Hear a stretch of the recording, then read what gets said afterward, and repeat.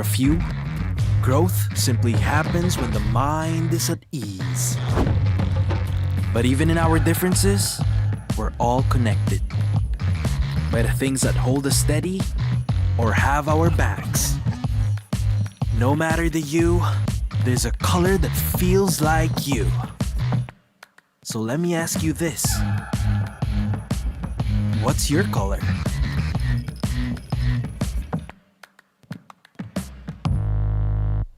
Hey, where's your safe place? A place where ideas ignite, where laughter lingers, where work feels light. This is mine, and I'm not gatekeeping it. A chair isn't just a chair. It carries me through wins, through stepbacks, through every step forward. And a desk isn't just a desk. It rises with me, stands tall when I do. Through triumphs, through trials, this space keeps me growing. This is my safe place. Home, playground, grounds where I stand. This is TT Racing Home Grounds. For every dream I chase, every battle I face, TT Racing has my back. So I'll ask again, where's your safe place?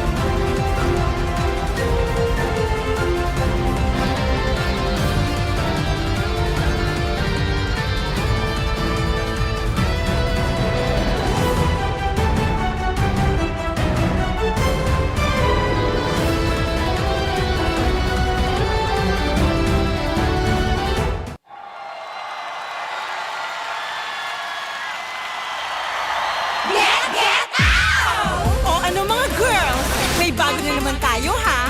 Malamang matutuwa na naman ang mga bata at matatanda niyan! Get out!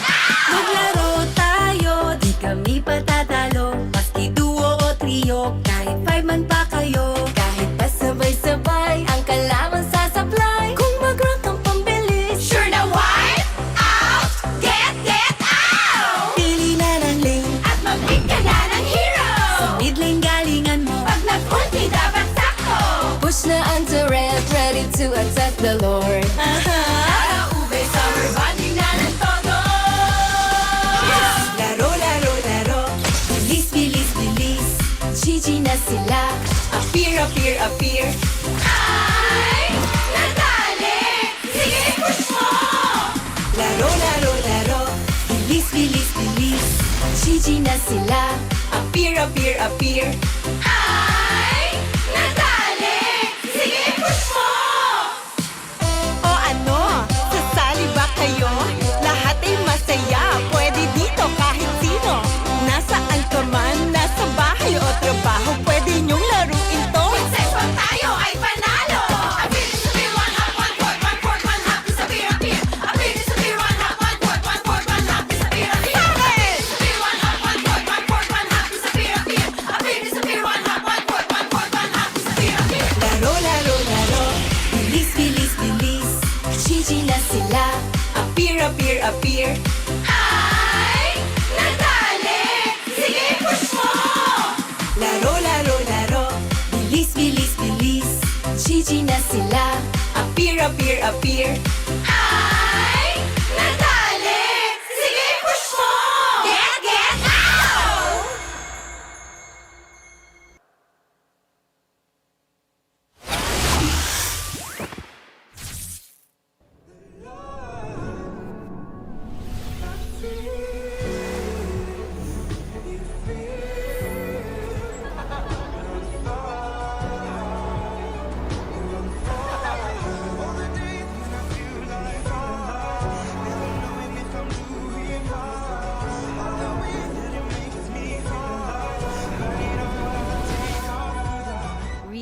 16 series 5G.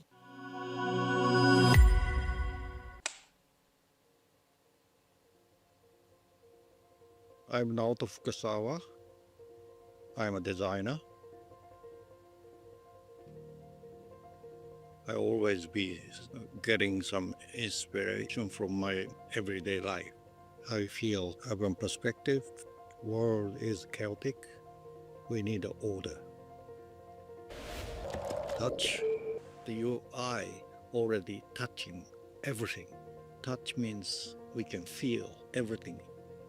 We call it design sensibility. That is the meaning of touching. Human function is focused to be live. You cannot really live without any good telephone. This is one of the great mobile phone I designed. Really fit your fashion and life. I hope everybody like it. Realme 16 series 5G. Different shades, different moods, but somehow we just click.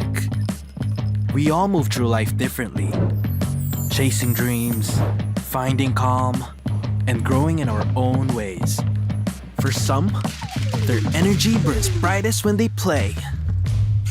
For others, calm is where their focus finds its rhythm. And for a few, growth simply happens when the mind is at ease.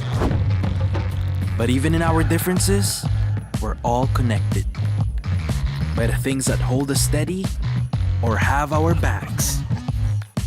No matter the hue, there's a color that feels like you. So let me ask you this. What's your color?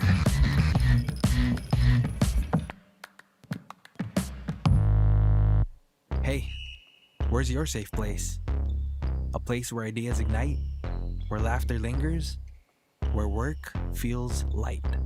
This is mine, and I'm not gatekeeping it. A chair isn't just a chair. It carries me through wins, through stepbacks, through every step forward. And a desk isn't just a desk. It rises with me, stands tall when I do. Through triumphs, through trials, this space keeps me growing. This is my safe place. Home, playground, grounds where I stand. This is TT Racing Home Grounds. For every dream I chase, every battle I face, TT Racing has my back. So I'll ask again, where's your safe place?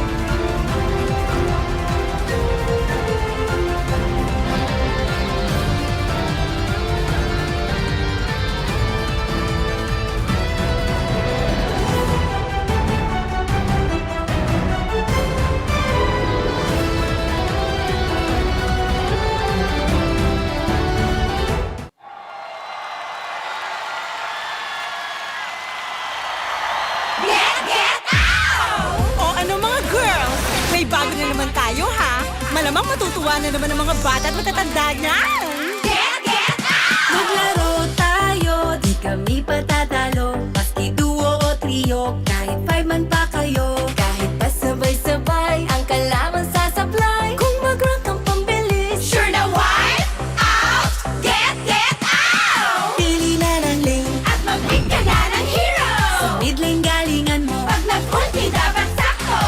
Watch na ang turret, ready to attack the Lord. Aha! Ube, summer bonding na ng todo. Laro, laro, laro. Bilis, bilis, bilis. GG na sila. Appear, appear, appear. Ay, nadali. Sige, push mo.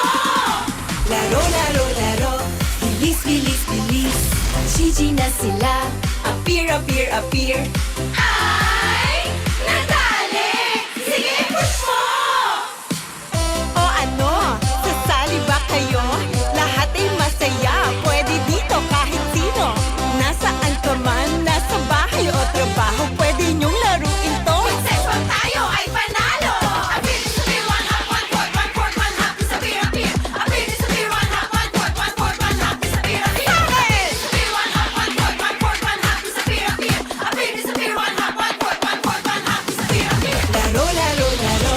Bilis, bilis, bilis. GG na sila. Appear, appear, appear. Ay, nadali. Sige, push mo. Laro, laro, laro. Bilis, bilis, bilis. GG na sila. Appear, appear, appear. Ay, nadali. Sige, push mo. Get out!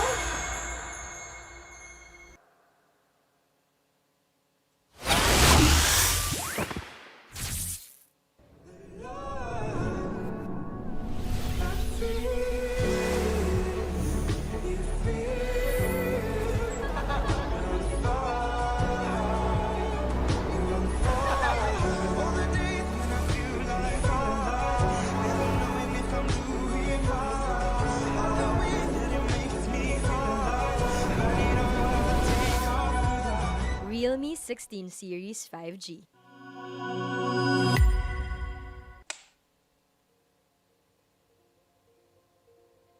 I'm Naoto Fukasawa. I'm a designer. I always be getting some inspiration from my everyday life. I feel urban perspective, world is chaotic. We need order. Touch, the UI already touching everything. Touch means we can feel everything. We call it design sensibility. That is the meaning of touching. Human function is focused to be live. You cannot really live without any good telephone. This is one of the great mobile phone I designed. Really fit your fashion and life. I hope everybody like it. Realme 16 Series 5G. Different shades, different moods, but somehow we just click. We all move through life differently, chasing dreams, finding calm, and growing in our own ways. For some, their energy burns brightest when they play. For others, calm is where their focus finds its rhythm. And for a few, growth simply happens when the mind is at ease. But even in our differences, we're all connected by the things that hold us steady or have our backs. No matter the hue, there's a color that feels like you.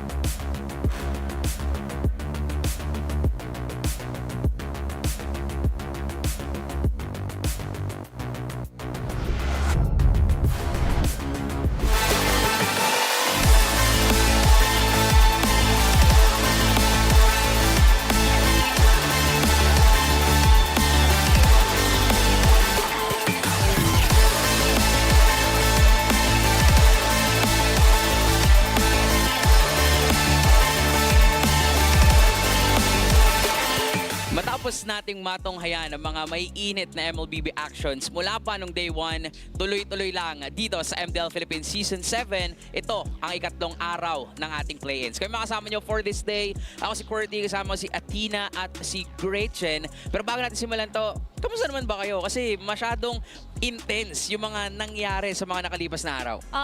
Ako'y excited dahil nakita nga natin may isang araw tayo ng Tuesday na sumagat tayo ng 12 games non-stop MLBB action. Grabe din naman. And of course, from yesterday's matches, all I can say is napakaganda ng mga improvements ng ating MDL team. So, pretty excited to see kung ano nga ba ma-expect natin, especially for today. Tama, kasi actually even ako personally hindi ko in-expect yung mga naging outcome simula nung day number 1 and even kahapon. Pero you can also have non-stop victories made possible with the Realme 16 Series 5G. Check out nyo na yan para tuloy-tuloy ang victories. At yung bukod pa doon guys, yung Realme 16 Series 5G is also equipped with high performance, competitive gaming with fast charging, and a long-lasting battery. All in a body that's easy to grip for long hours of grinding. Play smoother, react faster, and hit your opponents harder. So stay tuned because more game-changing surprises are about to drop.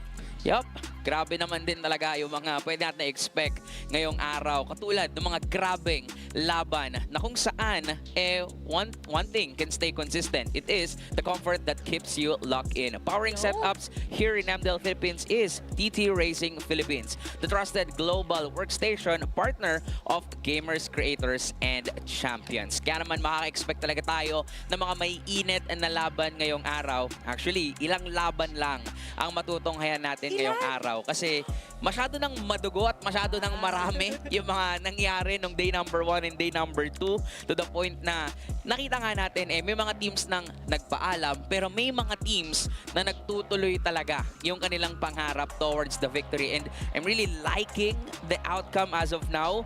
Ang dami pa nating pwedeng ma-expect na kakaiba dito sa MDL. Yeah, at bukod pa doon ang isa rin sa kakaiba ngayon is yung magiging updated na bracket natin. Kasi so far, sabi nga natin, ngayong season, naging iba kasi yung atake natin from group stage to LCQ or last chance qualifiers and eventually sa play-ins na kung saan sobrang importante pa rin na naging starting matches nila. Yup, nandito tayo ngayon sa round 3 ng ating play-ins, which is sa kaalaman po ng lahat, naging Swiss format po yung play-ins natin at nandito tayo sa punto na maglalaban-laban yung 1-1 ang standing. Ibig sabihin, may panalo at may talo sila, and though pasok naman na sila sa playoffs natin, pero dito kasi madedetermine kung sino nga ba yung makakakuha ng mga third and fourth as yung mga standings natin sa parating na playoffs bracket. Oo nga, at saka dito natin mapapasok yung importance na kung meron kang specific standing, specific placement that you want for the playoffs, now is the time to take action. Kasi for the 2 matches that we have today, it would be crucial coming in sa playoffs, and feeling ko magiging parte din ng strategy kasi alam naman natin meron ng mga teams na secured sa semifinals. So strategic din kung sino ba ang willing mong i-take on Totoo. face-to-face. Tsaka ano din, parang yung pagkakatapos ng play-ins natin, ibig sabihin lang nito, pwede nyong dalin yon at dala-dala nyo yung momentum. 'Di ba? Parang last day na, ending the MDL regular season in a win. Sobrang laking bagay nun para sa mga teams natin. Kailangan nun na high note mo ma-finish kasi importante nga rin yung magiging standing natin. 3 to 4th, yung magiging placement na mananalo sa series today. Meanwhile, kung matatalo ka naman, di ka naman laglag kasi playoff secured naman na. So most probably, mas gusto mo na mas higher standing mo for a better placement sa bracket. At yung mga best pick at mga best lason, kailangan ito na yung oras ipakita yun. Totoo. Ano pa kaya yung mga pwede nating ma-expect dito? Ano pa kaya yung mga makikita at mapipick ng ating mga players? Pero pag-usapan muna natin yung pinaka na pick na hero which is the Claude. Ito statistics after week 5 at nandito din yung mga signature players na gumamit. Gretchen, anong meron dyan? Sino-sino bang nandito? And one that we can notice is RyX kasi ito yung mga witness natin for our match 1 today. Although some of the players here are currently not part of the play-ins anymore, they have made a huge impact sa mga pangyayari, sa mga performance nila. Kaya kita naman natin nandiyan pa rin sila, and it also goes to show kung gaano sila nagpakitang gilas sa mga previous stages natin here in MDL. Totoo. Grabe, no? Favorite na favorite ni Takbo yung Claude. 6 games niyang ginamit to. And nakaka-excited makita si RyX if magagamit niya ba to. Kasi dami ring naging pagbabago sa current meta natin. Pero nandun pa rin itong isang hero din na to, which is the Khalid. At sino-sino ba yung nandyan? Syempre, familiar face ang isa sa defending champion. We have Reggie, then Damion, and Vinjas. So, matotal naman, ito yung dalawa sa top 3, or top 1 and top 3 natin currently is makikita natin na maglalaro. Pero, kasi nga, as you mentioned, dahil global ban, even if this is their best pick or most pick heroes, isang beses lang kasi nila technically pwede magamit dito sa buong serye natin. Pero kung magamit nila at may panalo, that would counter out very good Uprising na mga susunod na mga meta picks such as the Hilda na susunod paglalabanan, yung mga ganon. Tama. Pero dahil nga sinabi natin na dito sa standings natin sa ipapanalo nila, mas okay kung higher yung standing, the better chances dun sa bracket natin. Yes, mas gusto mo nga na makuha mo yung mga signature picks mo, pang best lason mo na rin. Pero, nakadepende din sa mapa. Okay, disclaimer lang. Yung mapa pa rin talaga natin ang titignan natin. Exactly. Diba? Dito pa rin talaga nakadepende kung ano yung mga composition na inhanda ng ating mga teams. And siguro mapapansin din natin dito kung bakit mababa yung games played ni Vinjas on using the Khalid. Siguro na lamang din meron silang pagpapalitan before ni Ishkael, 'di ba? So onti pa lang or sabihin na natin medyo mababa yung bilang ng nilaro dito ni Vinjas, pero we can also expect him pick this Khalid mamaya up against a RyX Claude, 'di ba? Nakaka-excite kang makita 'yon, lalong-lalo na 2 matches lang naman na matutunghayan natin ngayong araw. So ang unang match natin would be Rock versus TNCV. And ito nga yung sinasabi at pinag-uusapan natin, yung mga pwede nating abangan ngayong araw. This is a RyX Rock versus TNC Volts, followed by, of course, the defending champs versus Onic Uprising. Hindi ko na kayo tatanungin kung ano ba yung inaabangan nyo kasi dalawa lang naman to. Pero meron ba yung mga mga predicts dyan kung anong pwede natin ma-expect ngayong araw? Agawan ng Khalid. Rekta na ako doon sa first match natin. Straight to the point. Kasi as you've mentioned, pwede kasing pag nagamit mo na, hindi mo na ipagamit ever doon sa kalaban mo. Because of the global ban, technically, mapipilitan ka rin talaga na somehow i-acknowledge yun. Minus agad sa red side ka man or sa blue side ka man. Oo nga. Kung ikaw, Khalid, ako naman yung Claude earlier on. Kasi isa sa mga heroes na highly contested sa gold lane. And we can also expect that a RyX from RyX Rock would definitely go for Claude in terms of this gold lane. Oo, lalong-lalo na kasi pag yung mga gold laners ngayon nakapag-farm up ng marami, dami nilang resources, dami nilang pambili. Siguro pwede nga sila magpatayo ng 4 na branches ng patahian, no? Pagka ganun nakapag-farm up ang isang Claude. And not just those heroes, pero meron din mga pag-rise nung Marcel na nagiging priority pick na ngayon. Tapos yung mga lason picks na, hindi pala lason, pero technically, bumabalik yung Derot pick kapag merong Uranus na napipili yung kalaban. Kumbaga low-key lang, pero pag lumabas, ay grabe, rich kid pala yung mga Derot lalo ngayon dahil napipigilan niya yung mga Uranus sa mga side lanes, mga alis. at mga alis. Alam naman natin na high contested din naman.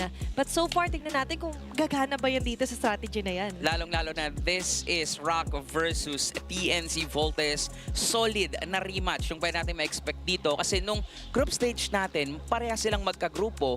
Pero nanalo doon ang TNC Volts and na 2-0 nila ang RyX Rock. But definitely, para sa nanood simula nung day 1, feeling ko hindi pwedeng maliitin ng TNC Volts despite having the momentum kasi RyX Rock, pinatumba nila ang Twisted Minds Rapper Tira nung day 1. Tsaka bukod pa doon, nung day 1 pa lang natin, ang dami mga rematch na nabaliktad yung storya. Totoo. Diba? And so far din, nung huli nilang pagtatapat, iba kasi yung roamer pa nila. And for sa meta ngayon, iba din talaga yung nagiging gana kapag ka-on-roll. And TNC Volts, let's see kung gagana ba si Vinjas with the rest of the gang. Oo nga, tsaka yan naman din yung pinaka-importante that we're going to witness kasi if you're going to look down below your screens, Previously, na-sweep nga ng TNCV ang RyX Rock.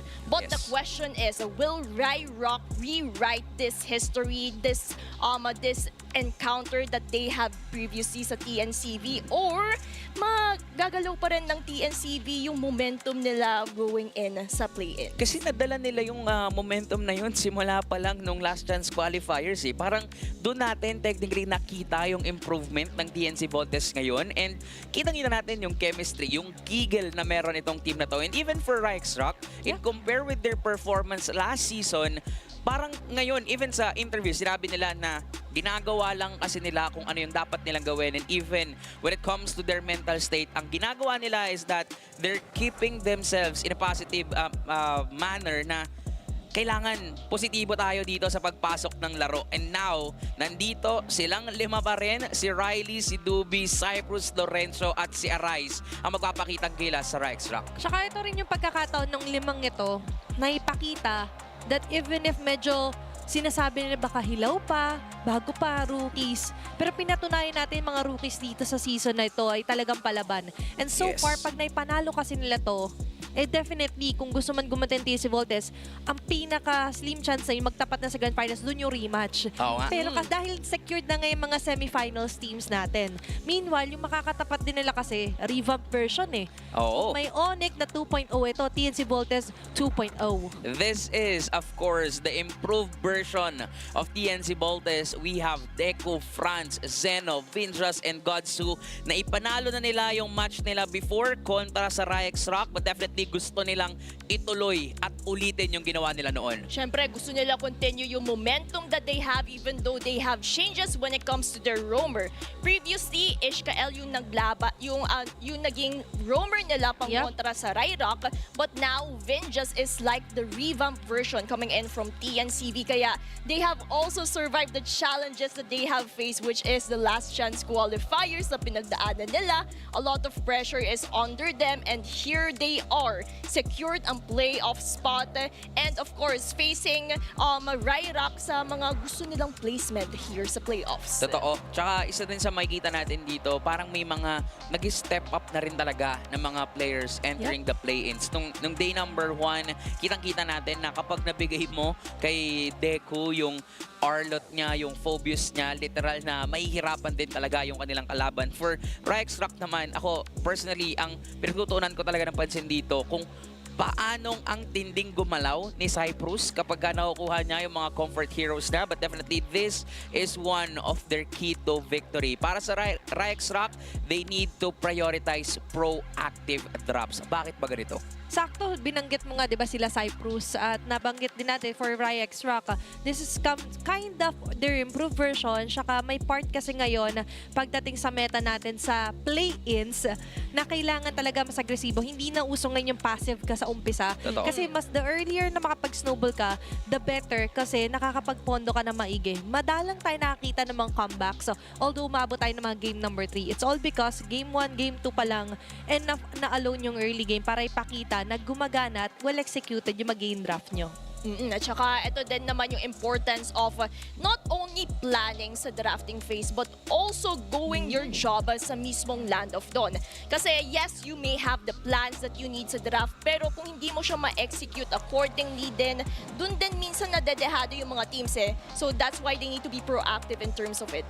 Okay, so kailangan nyo talagang ma-secure yung ganitong klaseng composition if gusto nyong makasecure din ng win or revenge win kontra sa TNC Volts. Pero for TNC Volts, again, they have the momentum despite the loss yesterday. Pero ito ang kanilang key to victory.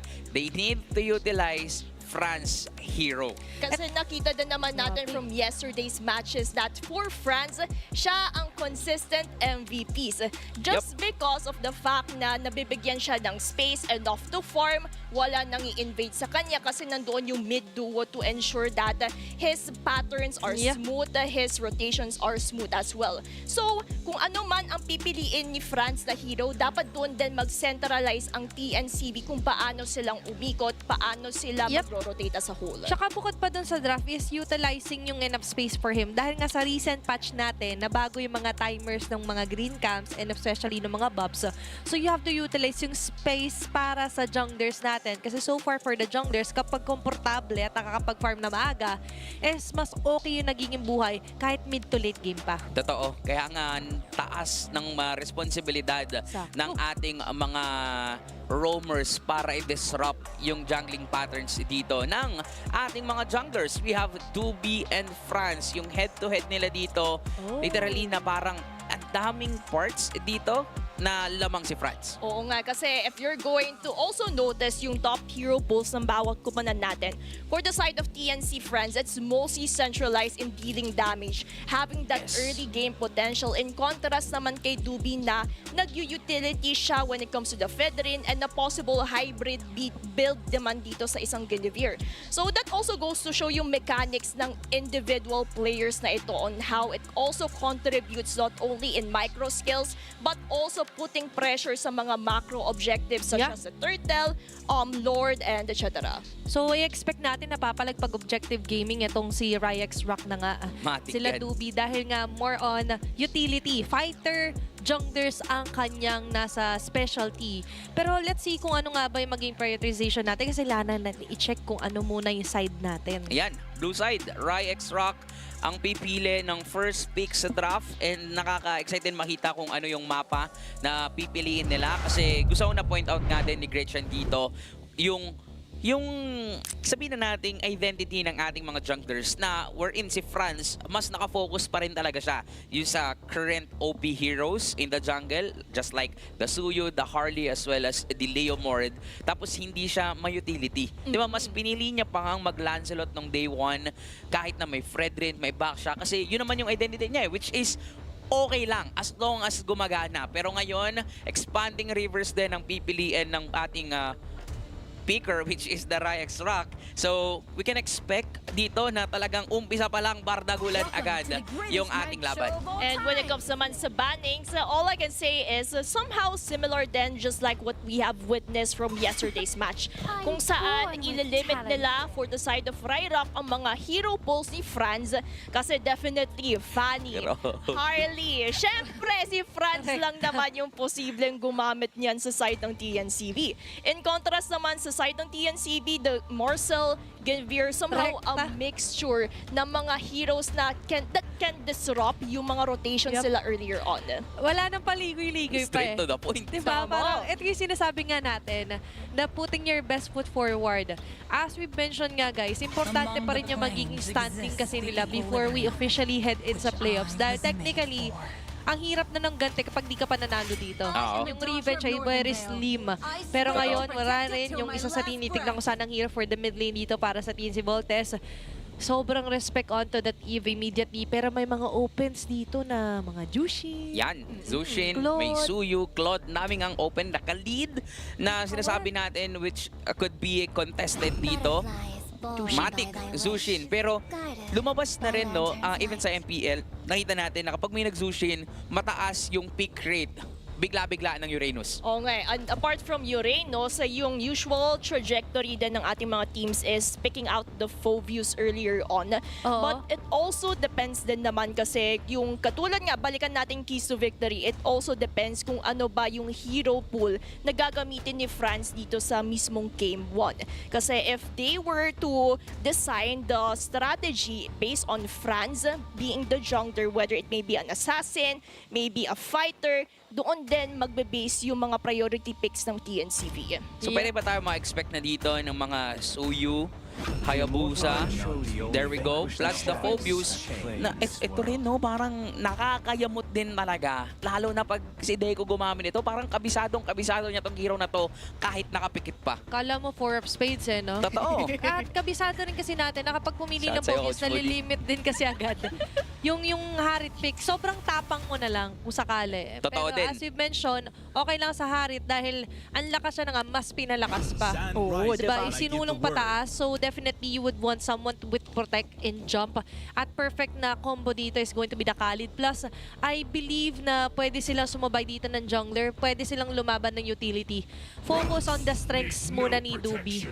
And right on point for RyX Rock. Back siya agad, Secured the no? back siya. Ganda nito. Actually, may frontliners yung Zushin nyo. Hindi basta-basta ma-access nung Suyu, yung backline. Now for TNCV, this could be a question. Magsesecure na ba sila dito ng gold laner nila? Kasi kung hindi, baka maging target dito si Godsu. Oo nga eh, kasi if we're also going to look at the drafting pattern from yesterday's match as well, most likely for TNCV, secure na din nila agad-agad yung hero pool ni...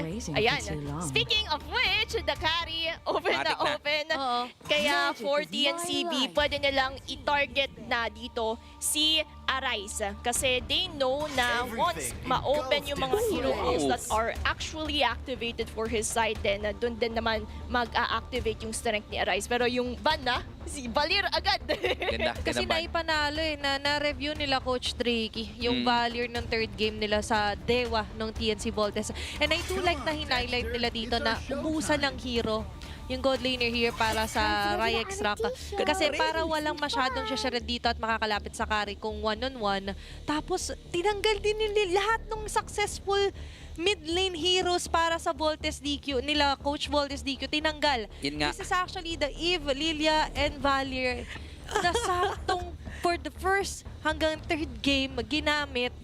Sabi lang, pre, it's time, pakita mo bago. Oo, Pakita mo, Hero Ocean mo, ano na? Mag-iba ka muna ng pick ngayon, Zeno. So pwedeng hero ba to ni Zeno, Great Chen? Ay, Parang hindi. Sige. Gatot muna daw. Tinatanggalan nyo naman siya ng mga options, edi mamaya na, save the best for last para dito sa TNC Volts. Yep. Now, for RyX Rock, kulang sila ng kanilang gold lane plus the EXP. Kailangan nila dito ng hyper carry gold. Yes, kasi para makasabay din naman sa laning phase against Gary and Granger nga ang isa sa mga heroes na kayang tumapat. So, the question is, for the hero of Zeno, may bago ba siyang ilalabas considering na siya din yung naging focus ng RyX Rock when it comes to the banning? I think pwede pa naman yung option na Farsa. Kasi may obvious na yung gatot ka, tsaka naman to protect kung sakali. Pero it's a bit too greedy kung may mga nag-expect na baka. Pwede naman po yung mga Kimi. Kasi may carry Suyo na sila eh. So you would want AoE. You would want yung medyo may circle or boxman kayo na malakas kayo. May Zechan pa din na available ngayon. Actually, yung dami, even the Valentina still available na pwede gamitin dito. Kasi when it comes to the damage naman, hindi naman po problemahin to ng TNC Volts. But there goes the Farsa sticking in for the burst potential na kailangan nila for the early game. Plus, the possible early rotations coming in from these two teams. Magiging laban din agad sa early control. Based sa composition pa lang, alam mo na early game, magiging active talaga yung dalawang teams natin. Yes, kasi early game will actually set the winning condition for these teams, and they know once they secure the needed objectives as early as possible, then they have that winning condition to push the game and end it as soon as possible. Kaya yan ang kailangan ingatan ng bawat kuponan because we have already seen their respective plans sa drafting phase pa lang. But the question is, in terms of execution, will it be followed accordingly? Yan yung dapat nating abangan dito kasi when it comes to statistics, somewhat dikit din talaga yung composition nila dito. At kung pag-uusapan natin, babalikan natin ang history, tinalo na last time ng TNC Volts ang RyX Rock. The question is, kaya bang bumawi ng RyX Rock dito sa pagtatapat nila sa play-ins o uulitin lang ng TNC Volts yung nagawa na nila noon? Welcome to game number 1 at makikita natin dito, we can also expect na magiging matagal-tagal pa bago sila maglaban. Pero once mag-level 4 ang mga players natin, for sure, Action Jackson agad-agad yung makikita natin dito. At saka dito din naman kasi natin mapapansin that once they have gained their respective ultimates, ma-activate din nila kung ano ba yung gusto nilang gawin in the first place. But speaking of overall rotation, maganda yung ginagawa ni Lorenzo in terms of spotting Franz out kasi they know kung saan iikot si Franz, doon din naman sila magbe-base ng information nila kung paano din nila kukontrahin or iikot yung isa't isa. Yep, yun din mismo talaga yung mga pwede natin bantayan kung sakali. Pero mid lane, ito yung expect talaga natin na advantage kapag early on may Jushin ka. Pwede kasi mambalibag agad with just enough stacks of the soul snare sa lantern flare niya. Pero so far, nakikita naman natin all is going well pa para sa mga junglers natin. Actually, hindi sila totally na di-disrupt ng ating mga roamers. Pero mapapansin natin na tinatry din talaga, specifically ni Lorenzo dito, ispatan kung nasaan ba si Franz. Saan ba iikot dito ang TNC Volts. That is why even that single EXP crab inuna ni Dubi, hindi niya na nga kinuha yung beat dahil sabay laban dito sa gitna. Okay, rekta lang din sa pagpasok din sila Franz. Going for the blade search as well. May dampot na magaganap. Turtles Passants activated just to escape the rat here from TNC Volts. Tapos rekta naman tayo pababa dahil in a few seconds, magre-respond na ang unang pagong. And when it comes naman for this first turtle, they have to ensure that they can position accordingly because right now, it seems like for Deku, kakakuha niya pa lang ng respective ultimate niya. So, positioning Ganda ng would harang. matter, pero ang ganda nga talaga ng harang dito ni Lorenzo. Okay, kahit si Deku, hinain yung sarili niya para wala masyado makakapag-follow up here for RyX Rock. Wala pang mga first blood. First turtle ngayon ay sinisimulan, isinasayaw. Habang si Deku naman ngayon, iniistorbo lang si Riley. Push back, pero si Dubi pa rin na makakakuha ng first na turtle. Habang si Cypress naman ay gagana ng isa. It's going to be first blood, first turtle. Another kill nga. It's going to be another kill here for Arise. Multiple kills and a third turtle here para sa Rock. At pinapaaga rin talaga dito ng RyX Rock kung paano sila mag-snowball. Arise getting 2 kills, nasa kanila pa yung turtle buff. Oo nga eh. Tsaka if you're also going to replay what happened earlier on, si Franz napaaga yung red team niya kapag May natira. sobrang sayang when it comes to securing it. But Dubi, just because siya ang mas malapit sa turtle, siya pa rin ang nakakuha. Which, by the Ooh. way, put the RyRock at a further advantage point. And thus, TNCV needs to have a certain equalizer that may happen along the game. Alam mo, Great Shen, yung pinoint out mo na napaaga yung pag-retry ni Franz, naulit yon dun sa Little Wanderer. Napaaga ulit yung pag-retry niya. May natira ulit na onte, nakuha tuloy ni Dubi yung isang maliit na Little Wanderer, which is, masabi natin, this can affect TNC Volts and at the same time, this can also affect Dubi's mindset na when it comes to retribution battle, lalamang yata dito talaga ang RyX Rock. Kasi mas expect mo, mas agile lang isang Suyu na jungler pero naaagawan niya, di ba, Inanensan?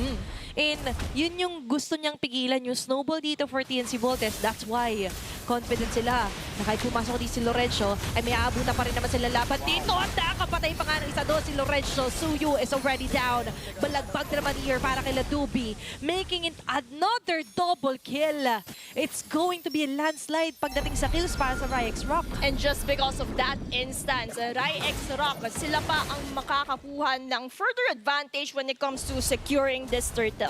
And what I also like about RyX Rock's rotation is that kita mo naman, napakatapang nila na sumilip sa purple buff ni Franz knowing his KDA 02. Yep. So kalamangan right now is going in favor for Dubi at hindi na nga magko-contest ang TNCV just because of that. Dahil sa mga early pick-offs, dahil sa mga invasions na ginawa dito ng RyX Rock, definitely ang laking epekto nun sa mindset ng TNC Volts na kailangan muna nilang mag-PS, antayin nila si Godsu na makapag-farm up. But for sure, sa RyX Rock, itutuloy at itutuloy lang nila yung panggugulong ginagawa nila dito against TNC. Nagulat din TNC Volts para bang may hidden charges kasi biglang may surge yung gold network here para sa RyX Rock tapos another attack here for Lorenzo. Ito talaga sabi ko kanina na expect ko agawan sa Khalid at prayo sa Khalid, especially expanding river pa ngayon nakita. So mas seamless tuloy ngayon yung pag-abante ng RyRock. Abante lang. Tapos ang matindi pa, dalawang rapid boots yung sabay na nabili dito. Gretchen, anong meron sa rapid boots? Pero parang mamaya mo na i-explain yan. Kasi ngayon nagmamadali, rapid approach. Yan para kay Riley. Going to the penalty zone. Huling naman si Hindi na Bigyan. makalun. Hindi na siya makakatakbo. tumatalon pa. RyX Rock, recta conversion, very smooth transition. Yung turret pa ngayon, madadagdag pa sa accomplishment ni Arise. Kill plus objective, ganoon katindi ngayon yung galaw ng RyX Rock. Ibang RyX Rock na talaga ang nakikita natin ngayon sa play-ins. Tsaka sa sobrang iba, nag-iba din yung boots that is usually worn by these heroes. Kasi if you're going to point it out, the rapid boots is also bought from the previous match yesterday. And when I look it up, it's mostly just speeding up your process para mas mabilis kang umikot. And at the same time, yung slowing mechanisms ng kalaban mo will also be somehow hindi masyadong makaka-apekto sa'yo just because of that boots. Crazy rapid boots Sakto. talaga, no? Yun, no? Ilan ba sa kanila na rapid boots? Dalawa. Oo, dalawa. Si Riley pati si Arise. Arise. Okay, so pag nakita kayo ng mga rapid boots enjoyers sa RG, wag na kayo magtaka. Alam nyo na.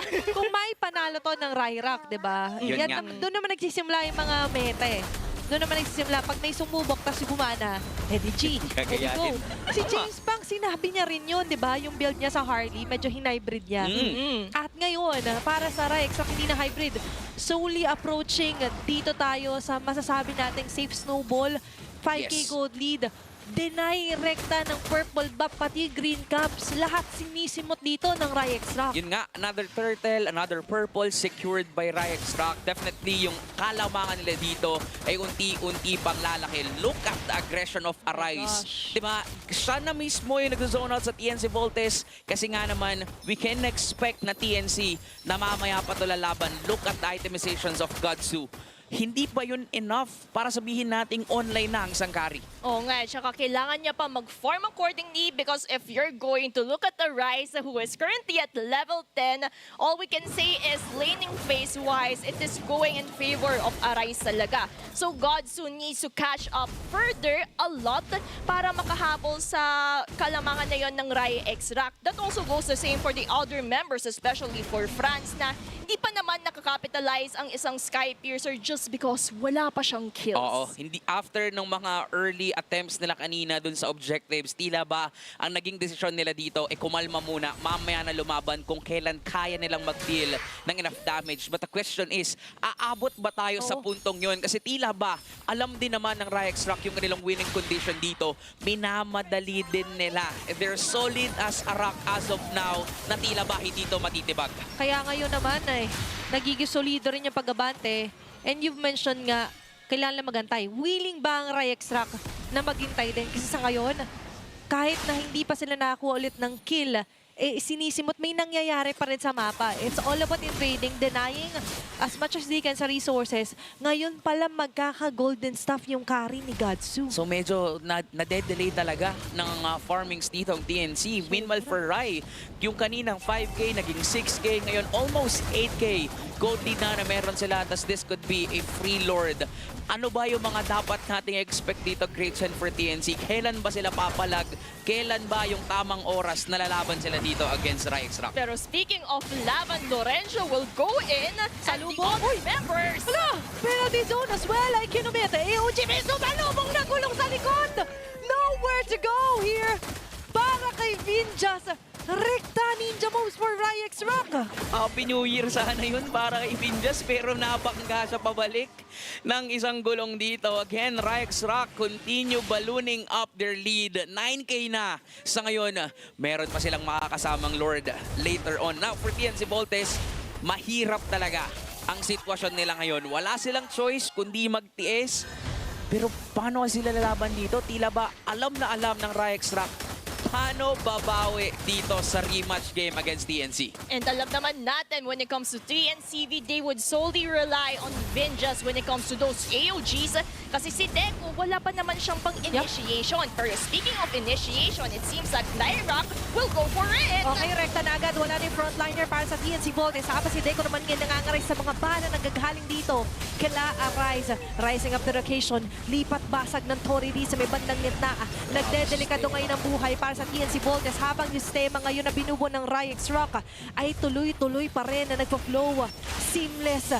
na para bang digital lahat ng mga dokumentong ipinapasa na dito. Gusto na lang talaga nilang tapusin agad ang game number 1. Pero for TNC Volts, abot na rin naman para dumepensa dito si Vinyas, pero may Lorenzo nag-aabang sa likod. May nagbabadyang panganib. Raging Stars are ready. AOG isa lang tatamaan. Pinakagilid naman makakapagbakoy si Cypress with the Crimson Beacon. Habang si Zeno mailalatag naman ang kanyang feathered Earth Strike. Isa para sa isa. Lakbakan to para sa TNC Volts. Sa katalo pa rin si Riley with penalty zone. Kahit na sila yung matas pa. It's numerous kills here for RyX Rock. At the rekta basag. Sisumutin pa kahit si Godsu. And that will be a game 1 win para sa RyX Rock. Magandang panimula na naman para sa RyX Rock. 1-0 agad-agad against TNC. They're on the match point.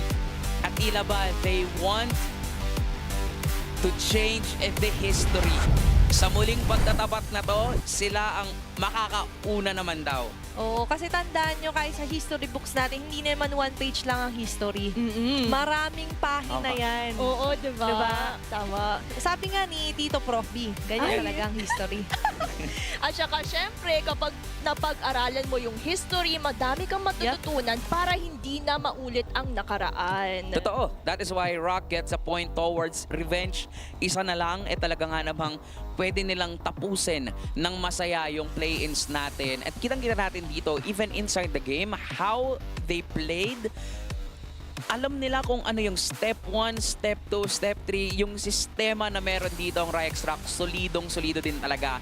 2 kills lang ang nakuha dito ng TNC and yung mismong talo kahapon ng RyX Rock for 8 minutes against Rora. Tila ba gusto nilang gawin at iparamdam yun sa kanilang kalaban, ending this game in just 11 minutes. May part na na-inspire kasi possible daw kasi na maaga pala mas better, and you mention sobrang slim kasi dito sa MDL ng mga comeback long games. Oo, kaya ito na yung somehow natutunan ng RyX Rock in their previous match yesterday kung saan they were able to adapt things accordingly. Yep. Kaya mas pinapabilis nila yung laban. Tila ba parang gusto nilang i-break yung fastest record na game here in MDL ulit. Pero sadyang yung mechanics lang is napakaganda. Clean execution. Tsaka nabanggit mo kanina, Gretchen, na minsan sa history may natututunan tayo na pwede nating i-adapt. In-adapt nila yung ginamit na 3 hero sa kanila na Aurora. Yung super fast Khalid at Granger Jushin sa gitna. Tapos expanding river din na same map. Ito nga yung sinasabi natin, that every day you learn something new and it's up to you kung paano mo siya i-execute. Yup. And ito din sinasabi natin na kapag nabigay mo yung mga ganitong klaseng heroes kay Cyprus, 100% kill participation para sa mid laner ng RyX Rock. Kumbaga yung na-inspire sila na version na ginamit sa kanila kahapon ng Aurora, binago pa nila, tas in-improve pa nila.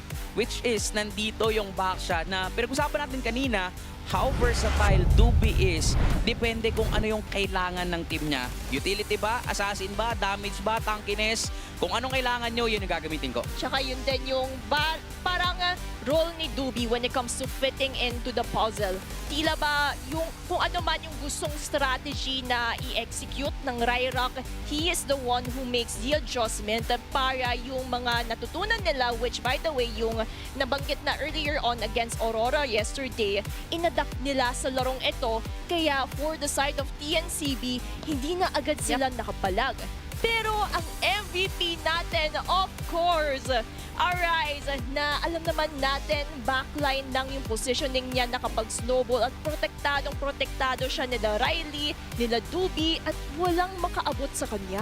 One thing also to highlight dito is his gold per minute, 911. Wow. Sobrang taas nito as a gold laner at sobrang tindi rin niyang pumunta agad sa mga team fights. Nung nagta-turtle fight pa lang kanina, present na agad si Arise. Siya pa agad yung nakakuha ng early 2 kills. That is why, masabi natin, minadali talaga dito ng RyX Rock tong laban na to against TNC. Mabilis siyang nabihisan na para bang may 4 na branches ka ng patahian, no?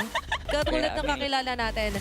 The faster that you get your items, mabihisan yung Claude or yung Granger in this situation is the better para sa RyX Rock. Kaya din siya todong yaman sa sobrang dami na inarangkada niya.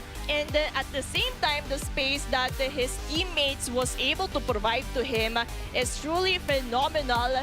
And that's why walang makaabot sa kanya. yung Sky Piercer niya ay nakapag-stack up din accordingly. Hindi ko alam if mag-agree ba kayo dito na mukhang yung early retribution at hindi pagkakasecure ng turtle dito ng TNC Volts literal na naka-apekto kung paano sila naglaro sa mga sumunod na objective takedowns. Yes, that's a huge Oo. factor talaga. Kasi Tsaka ito. tila mo, diba, konti na lang yung retry ni France pero naagaw pa ni Dubi, so it kind of affected their later on scenarios that we are witnessing here sa highlights. Tsaka for me, naka-apekto yung damba ni Lorenzo. Pumalag silang lima. Mhm. That's dual double kills na nakuha ng RyX Rock because of that. If TNC Volts didn't na ipilit doon na kumlash, pwede pa sana kasi na first blood na sila, pumalag pa sila, sobrang dilim na ni France, naging double trouble tuloy yung nangyari sa sitwasyon na yon. Totoo. Oo nga. Kaya nga gusto ko ring highlight yung pinakita mo kanina, Tina, na magiging laban talaga to kung sino makakasecure ng Khalid. Kasi ngayon natin nakita yung importance ng Khalid. As in, ginulo niya lang talaga ng ginulo dito yung rotation ng TNC Volts. And yun yung nag-limit sa TNC Volts to vault in. Diba? Sa mga nakalipas na laban ng TNC, once na sila na yung nag-group up, they're unstoppable. Ang hirap na nilang pigilan. Pero dahil nga may Lorenzo, dahil nandito si Riley, idagdag mo pa si Dubi na ang dami nilang frontliners, solid frontliners. Ang titigas, talagang parang bato na frontliners. Pinahirapan talaga nila doon ng TNC Volts. Yun talaga yung magiging play talaga nila all throughout the round. Manggulo, mang-istorbo. As you mentioned, importante kasi talaga ngayon yung pag-farm ng mga junglers natin. And pag di nga na-reach ni France yung ganong klase na capability, sobrang hirap makakambak para sa TNC Volts. Yun ang hirap din, no, kapag puro ka assassin user or assassin main ka. Pag nabigwasan ka talaga sa early game, parang ang hirap talagang bumawi. Pero pag-usapan natin yung stats ngayon ni France, Gretchen, ano bang meron dito? Kasi ang laki na rin ng in-improve niya mula dun sa mga nakalipas ng season. Sobrang laki ng improvement to the point that if we're going to highlight the statistics here, it would be the game MVPs. Kasi tingnan mo, 8 ranks first in this category for this season. So that means a lot, and that also amplifies how TNCV rotates as a whole. Kasi every time nakakapag-farm up si Franz, nakakuha siya ng objectives, yun din yung winning condition ng TNCV. And that's why yung na-disrupt siya ng RyX Rock with those early invasions, aggressions, nahirapan siyang kumuha ng mga objectives. And let's see kung paano nila i-reflect yung statistics na ito, especially yung kill participation GPM to game 2. Sa akin, konektado yung total kills rank first siya sa buong season. Yes. Grabe. It also means na kapag hindi talaga siya nakakapag-kill, natatranslate into kills yung early game snowball nila, hindi nila nakukuha yung game. And for me kanina, dahil wala siyang kill man lang, hindi na showcase yung pagiging first niya in all aspects pagdating sa stats ngayong season 7. Totally shutted down doon si France sa game 1. Pero parang hirap din kasing maghanap ng kills doon sa game na yon kung ikaw si France. Ang kukunat na nasa harap tapos hindi mo pa maabot yung Zushin na lumilipad doon sa likod. Even the Granger, Tama. diba? Pero kayo alam nyo ano yung pwede nyong maabot? Ito, abutin nyo yung cellphone nyo, i-download nyo na to, maglaro na kayo ng Acecraft. This is retro co-op aerial shooter na puno ng maraming skills, bullet, bounce action, at classic cartoon feels. Siguradong maalala mo yung childhood mo. Kaya tara na, play Acecraft and start your sky-high adventure katulad ng paglipad ngayon ng RyX Rock. Iba yung RyX Rock na nakita natin nung group stage sa RyX Rock na meron. Anong meron sa kanila? Ano sa tingin yung meron? Bakit ganito kalaki yung na-improve nila? May hugot na. May Oo. revenge na eh. Iba talaga din. for me din yung na naging laro nila kahapon. Actually, pwede nga yun, it could go both way. Ma-down ka or ma-boost lalo yung moral mo. Pero in this situation, mukhang nakapag-boost yun para sa RyX Rock. Oo nga eh. Kumbaga, nahulog man sila from the group stages ng madaming beses dahil sa pagkatalo, nag-rise up naman sila to step up to further improve. And here we are Yep. witnessing them that tremendous growth, especially highlighting yung Game 1, which by the way, ito yung previous draft. At dahil naka-global ban tayo, hindi na po nila pwedeng ulitin ito and we're going to see a new set of heroes for Game 2. Matik, yung mga bans na nakita nyo kanina, tila ba parang masabi natin na talagang pinaghandaan ng RyX Rock itong laban na to against TNC Volts. Yung pag-ban out pa lang ng Fanny, Harley, tapos targeting Zeno special heroes, the Eve, Lilia, as well as the Valir. Alam mong nag-ready sila ng certain composition and sir, what's your command? Narinig mo na agad at tila ba parang ayaw pa rin talagang ibigay ng RyX Rock to sa TNC Volts. Pero same could be said kasi gumagamit din ng ganito si Dubi. Oo nga eh. So, bale, parang double-edged sword. But then, I feel like for the side of RyX Rock, they're willing to risk it. Knowing that once mapunta ito sa kamay ng France, mas madedehado sila sa situation given the mastery of France sa mga heroes sa ito. Para kasing Ryzen si France sa paningin ko ngayon eh. Yung kahit hindi super top of the meta sa ngayong Fanny, pero pag binigay mo kasi mga trophy pick ng mga best players natin sa Fanny, yun yung parang turning point na masasabi mo, kahit Layla, bigay mo dito kung sobrang top global Layla naman siya, may papanalo niya. By the way, kaya yung Layla kasi si Daiki rin naka-live.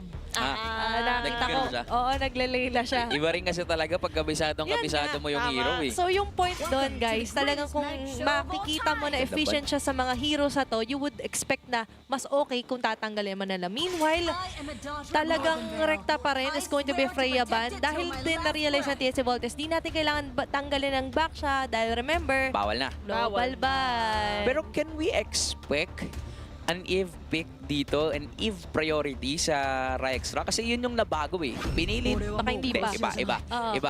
Iba pa yung may expect natin dito.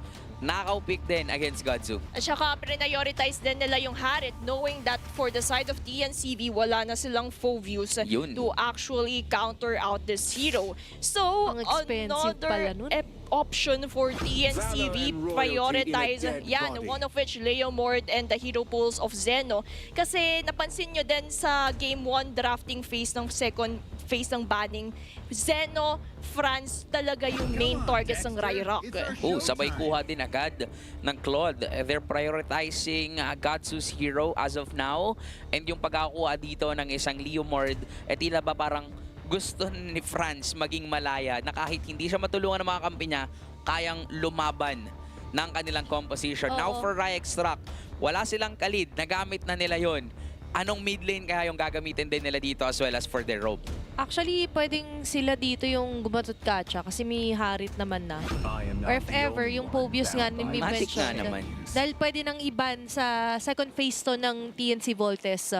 Plus for me, agaw mid talaga kung sakali. Respect na rin kay Zeno. Oo nga eh, kasi Eve, ang daming open eh. open pa yung Eve that RyX Rock can actually capitalize upon. But then they're going to go for a Suyo instead of it being banned sa second Sabayan phase. fighter, assassin, jungler. Parang no? Gustong madaliin ulit dito ni Dubi yung pag-snowball ng team nila, which is nakikita na natin tong pattern even sa MPL, yung combo ng Suyu plus the Harit. Parang itong dalawa pa lang, jungle mo tapos gold date mo, enough na enough, balancing-balance yung magic as well as the physical damage na pwede nyong ibato sa inyong kalaban. But then again, for TNC on the other hand, nag-secure sila dito ng Zetchan. Bakit Zetchan? Kahit na ang dami pang open na iba. It's mostly because of the vision that Zetyan provides. Kasi for Zetyan, it only provides vision, it also provides movement speed every time it kapag nagamit nila yung Fury of the Phoenix. And yung mga setups na pwedeng gawin ni Zetyan in mga squishy places or yung mga crunchy places that we're talking about, especially sa mga objective taken, it would really mean a lot kung paano makakapag-deal ng damage sila Godzu, sila France. Tsaka mas gusto mo kasi ng stable mage na hindi agad mamamatay. Yun, yung pinaka-keyword doon is, kaya nauso din yung mga Lilia, di ba? Oo. As long as you don't get shutted down early, all is good para sa mga mid lane kasi yun yung mag-hold together para ma-prevent yung invade ng mga junglers. So, tingin ko yun din yung aspect na tinutukan ngayon ng TNC Volts. It's all to protect the farm para dito sa TNC Volts. Tapos ngayon na rekta, dahil puprotect mo yung farm or pwede rin may mga susurpresa sa farm, rekta ba naman ng chip dito ang RyX Rock. But so far, ang pinaka-successful na chip nakita natin sa MDL talagang si Manila Boy So, nakita ng RyX yung possibility na yun yung pang change around. Kasi sa game 3 din ng Onic, doon nila binawi yun Binago yung buong momentum ng laro. Oo, ang hirap din kasi talaga kung may vision na kayo tapos meron pang may kayang manggulat, 'di ba? Literal na kaya nyong kontrolin yung buong laro. And magandang pagkakaaral dito at pagkakabasa yon ng RyX Rock na ayaw nilang ibigay yung isang chip dito nga sa TNC Volts.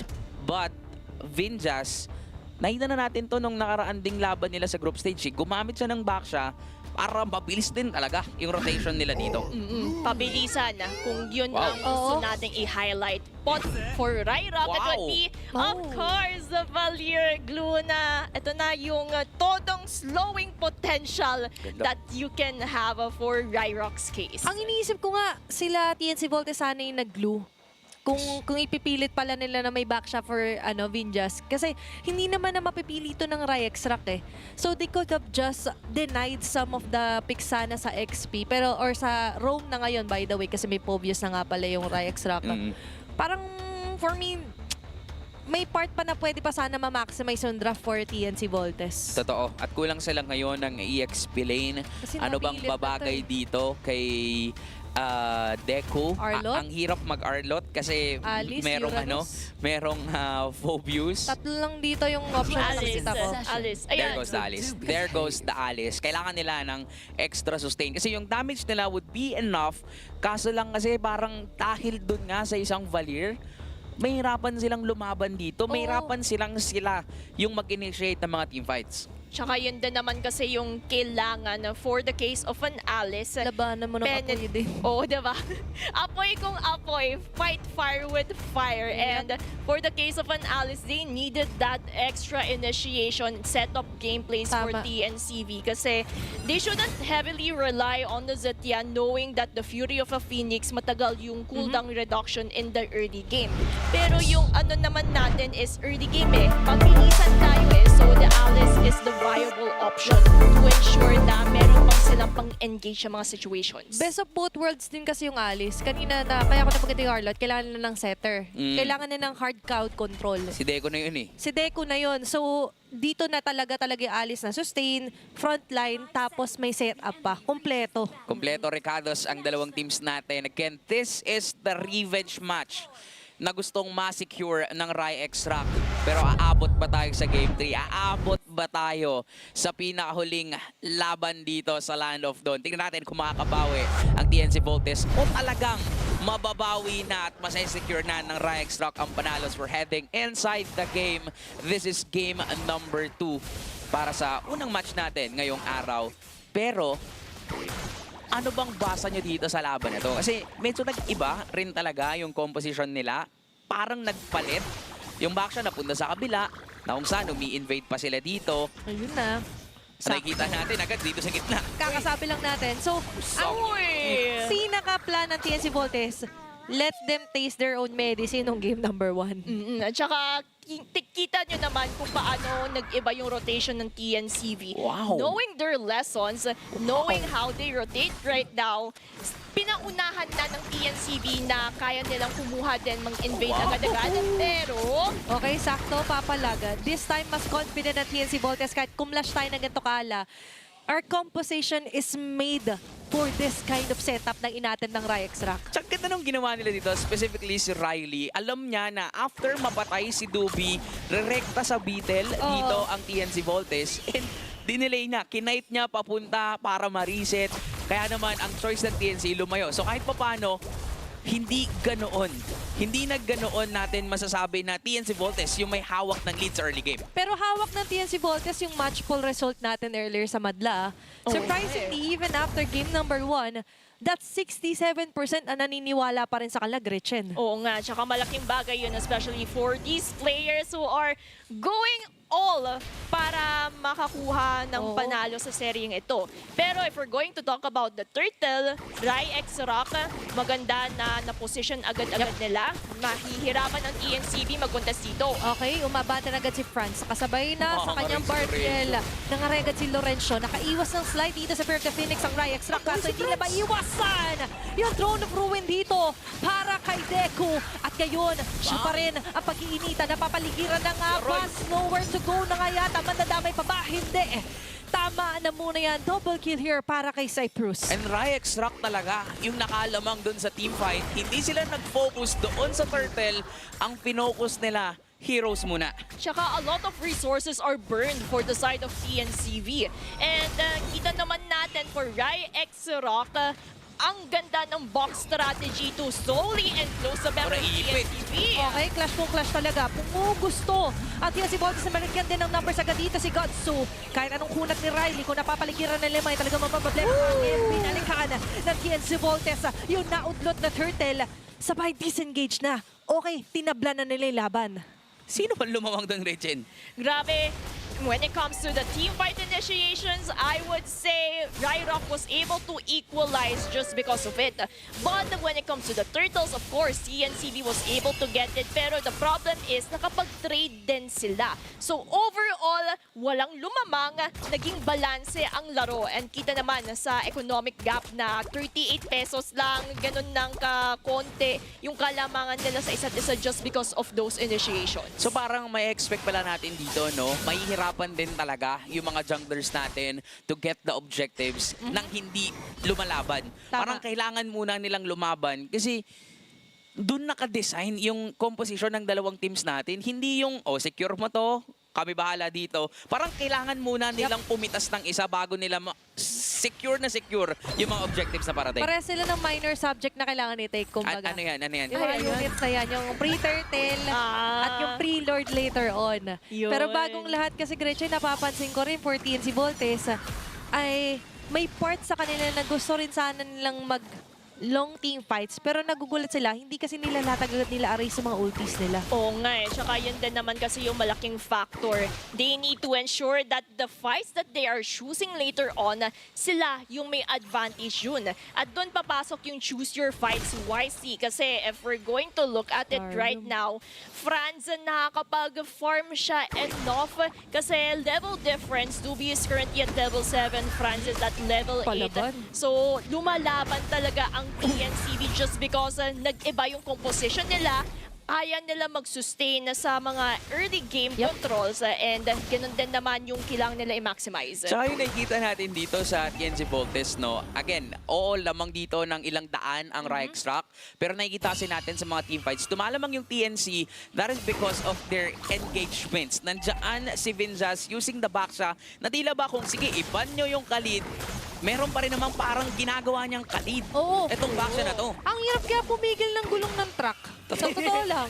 Try nyo. Nung bata ako, gulong ng bicycle eh. Kaya ko pa laruin. Pero ngayon, pag ganito, you definitely wouldn't want to be in the target ni Vinjas kapag nag-turtles possession siya later on, kahit yung shield unity. At ngayon, kakasabi ko pa lang din, pumaposisyon agad si Deku. Dalawa yata mahuli niya. Going with the throne of ruin. Pumikit! Dalawa agad mahuli at sakay. Paulan ng mga bala dito para kay Gotsu. Aray sa kanyang pagsabayan. Makaka-survive pa kaya siya susundan ni Deku doon sa pinakagilid. Pero hindi. Balik sa Alito sa turtle lang. Masasecure pa rin naman nila Dubi. Medyo nagkakagulo-gulo sa targeting. Pero si Riley will put his life on the line para ma-ensure na sila pa rin yung makakalamang. That's 2 kills para sa RyX Rock. Kaso nga lang, iba yata yung plano ng TNC Voltes. Grabe din naman yung pag-equalize at hindi pa tapos si Franz at sinahabol niya dito si Lorenzo. Naku, sinalubong!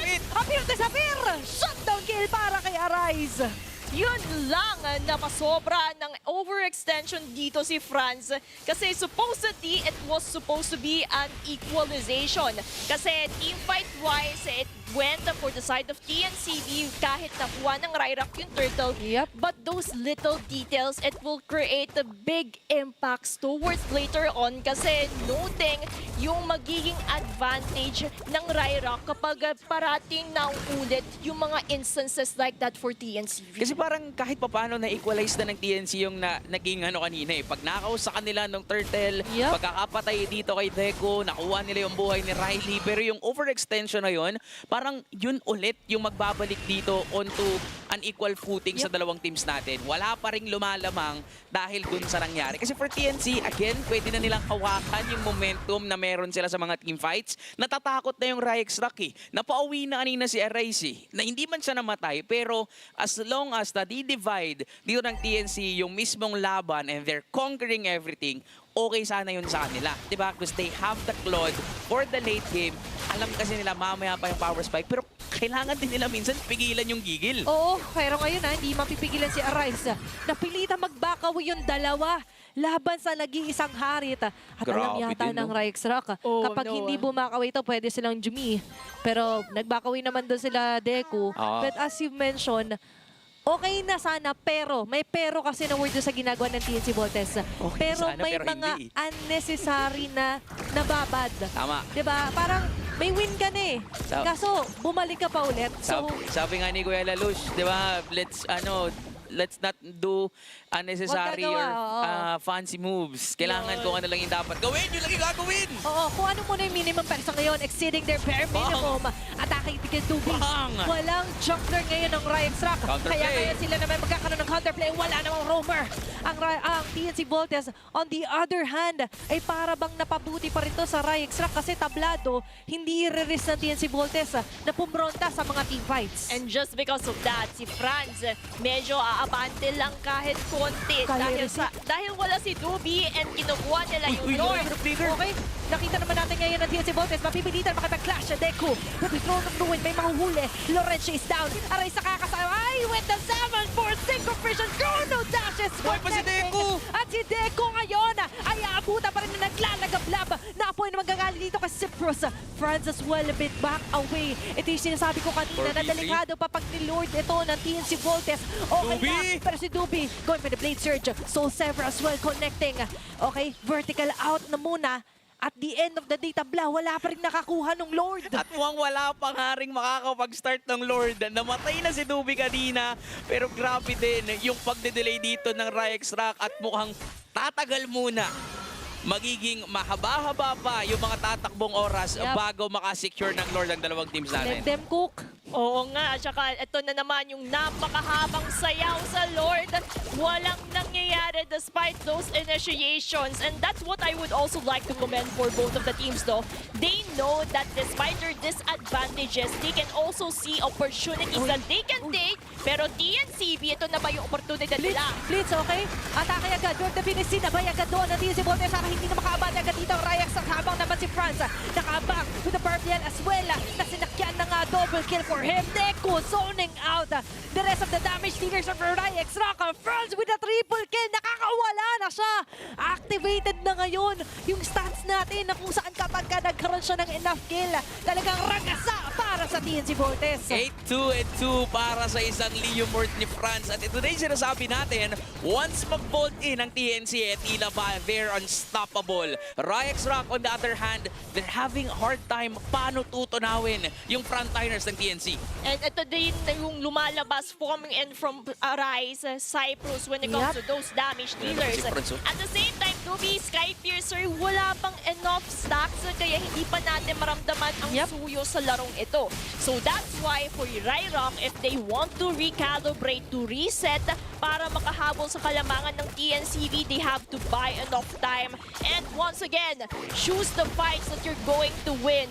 Do not overreact to TNCV's aggression kasi if they do, then baka doon pa sila mapaikot. Tsaka na-realize din kasi nila, pre-clash tayo ng clash laging tabla. Ibahin natin, kunin natin Lord, tsaka tayo kumlash. Plus nakita nila, hindi naman pala necessarily kailangan nilang mag-full on 5-on-5. Pwede namang ibukod muna ni Deku yung iba, tsaka na lang nila sundan. Ganda nga nung zone nila kanina eh. Deku plus Vinjas. parang ang hirap gumalaw para dito kay Dubi. Dagdag mo pa si Arise. Yep. Paano kikilos at paano sasayaw dito? Paano maglalatag ng dance floor dito itong si Arise kung ang daming pipigil sa kanya? 'Di ba? Yun yung yun yung munang kailangan nilang pagtuunan ng pansin. Paano nila papasukin yung first line of defense ng TNC Volts? Nandyan si Deco, nandyan si Vinjas, which is parang kulang sila sa pangtunaw dun sa dalawang frontliners na yon. And kung hindi nila magawa yon, sobrang free hit lang ng backliners ng TNC. Look at Zenos KDA, 1-0 and 9. Untouchable pa rin siya as of now. Oo nga, tsaka speaking of pangtunaw for the side of RyX Rock, they would solely and heavily rely on Dubi and Arise's damage output. But the problem is, Di yung nakakalapit. kalamangan ng TNCV, Uy, uy, uy. medyo madedehado lang. Pre, hindi ka nakalid ngayon. Hindi na pwede yung ganyan, lalo on a well-farm Godsu as well. For me, nagra-rise up na rin yung problem for RyX Rock kasi well-farm, hindi nila totally na-slam dunk yung network dito ng TNC Volts eh. Tama. And nakita natin dito na parang ang hirap na rin talaga mag-initiate sa RyX Rock. They have Lorenzo, they have Riley, pero kasi parang kahit na anong gawin nila, tutunaw at tutunawin lang sila dito ni Godso. And Christian, na-point out mo ng pinapanggagalingan ng damage dito would be Dubi as well as Arise. Pero is that enough? Is that enough to tear down yung mga frontliners dito ni Deco tsaka ni Vinjas? That's why RyX Rock, all I can say is that they have to make a play. They have to solely capitalize on Riley, Lorenzo's setup plays kasi pero may nangyayari na dito sa Lord. Okay, sapat naman kung makakalapit court dito. Answer the question. Pero ngayon sa France, kuha mo na ng Lord. Nasa-rekta na nga lang din on to the heroes here for RyX Rock kasi mention. Same strategy, rinse and repeat. Kuha Lord, saka tayo humapol. Vinjas and Deco doing a great job zoning them out. Kaya naman ngayon ay todo pa rin yung opensa nila. Lord onto their hands. Kaya pa nila actually simutin din yung mga wave clear dito or yung minion wave sa bottom lane, even on the top lane. Inaabangan na agad dito ng TNC. May mga pang-clear naman sila as of now at bubuhay na rin naman si Dubi at si Arise. Aabot naman sila sa pagdepensa pero tila ba hindi na nga nila kaya makipagsabayan dito ng 5v5 head-on collision. Meanwhile for TNC on the other hand, pinaparamdam nila sa RyX Rock yung pinaramdam nito nung game number 1. May kasamang Lord, mukhang lalaban dito ng 5v5 ipipilit yata ng TNC. 14 na minuto para sa game number 2. Pero TNC Volts has already established na sila ngayon yung alpha for this round.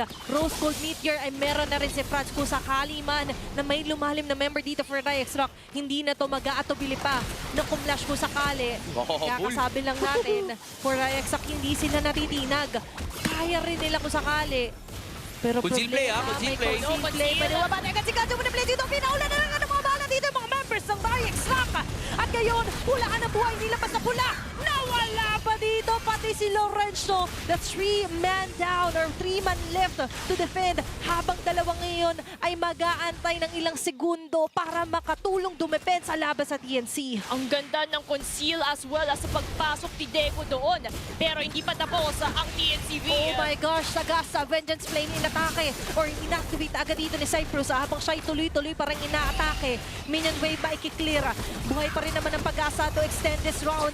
Kaso nga lang for TNC Volts, they're locking in closer here with the Phantom State activated. Of course, sila Vinjas pag sila Godsu naglalak tower and that will ensure a sure game number 3 and a game to win para sa TNC Volts. At sa muling pagtatapat, hindi pwedeng makakapawi basta-basta ang RyX Rock. TNC Volts showing us yung momentum, yung improvements na meron sila. Kaya din nilang makaisa at eventually baka nga ulitin ulit yung ginawa nila against RyX Rock kanina, forcing a game number 3. And that is right, TNC is more confident sa game to na yun. Kitang-kita naman sa mga galaw. Kita ko rin si Barbell. Ay, nawala na sayang. Ay. Sumisilir sana. Sabi niya, it's my time.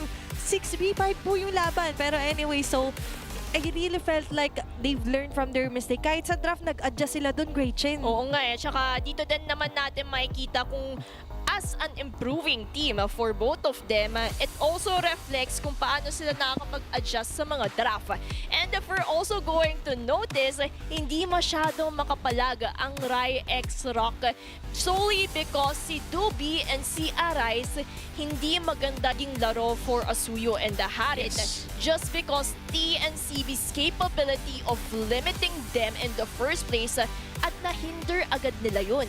Kasi ang ganda ng mga setups na ginagawa ni Zeno plus Deku. Kasi kita mo yung Zeno-Deku connection when it comes Fury of the Phoenix at saka papasok si Deku with the Throne of Ruins. Parang walang galaw na ang RyX Rock kapag nangyari ang situation na yon. Totoo. And for the side of RyX Rock, yung setups na galing supposedly from Lorenzo is still quite not enough kasi single target nga ang isang crew. In kontra sa TNCV na multi-targeted. So kapag nagkumpul-kumpulan sila, edi parang yun na yung hep-hep hooray for the side of TNCV. Yep, exactly the point. Lalong-lalo na pinag-usapan din natin kanina na kapag ka nga nabibigyan ng magandang early game si France, tila ba magre-reflect talaga yan all throughout the game. And makikita naman dito na nag-reflect talaga dun sa kanyang team participation na early game pa lang, first minute pa lang, rumekta sila dun sa golem, nag-vertical jungling, nakuha agad nila ang buhay dito ni Dubi. And eventually, that started it all. Nakuha na talaga nila ang momentum at wala nang makapigil dito sa TNC Volts. At some points, nakita tayo ng pumapalag na RyX Rock. Pero for TNCV, again, ito, kita natin sa graph kung paanong naging landslide bigla. Lumobo lang ng lumobo pababa, papunta sa red side yung alamangan because of the no answer dun sa frontliners ng TNC Volts. Nabigla rin kasi sila dun sa naging first 2 picks, honestly. Na nakita ko na may Leomord. Actually, they could have gone for the Leomord instead of the Suyu. Kasi hindi naman na makakapag-Suyu si France eh. And remembering na parang may part din siguro sa kanila na na-excite sila kasi first side, blue side sila eh, di ba?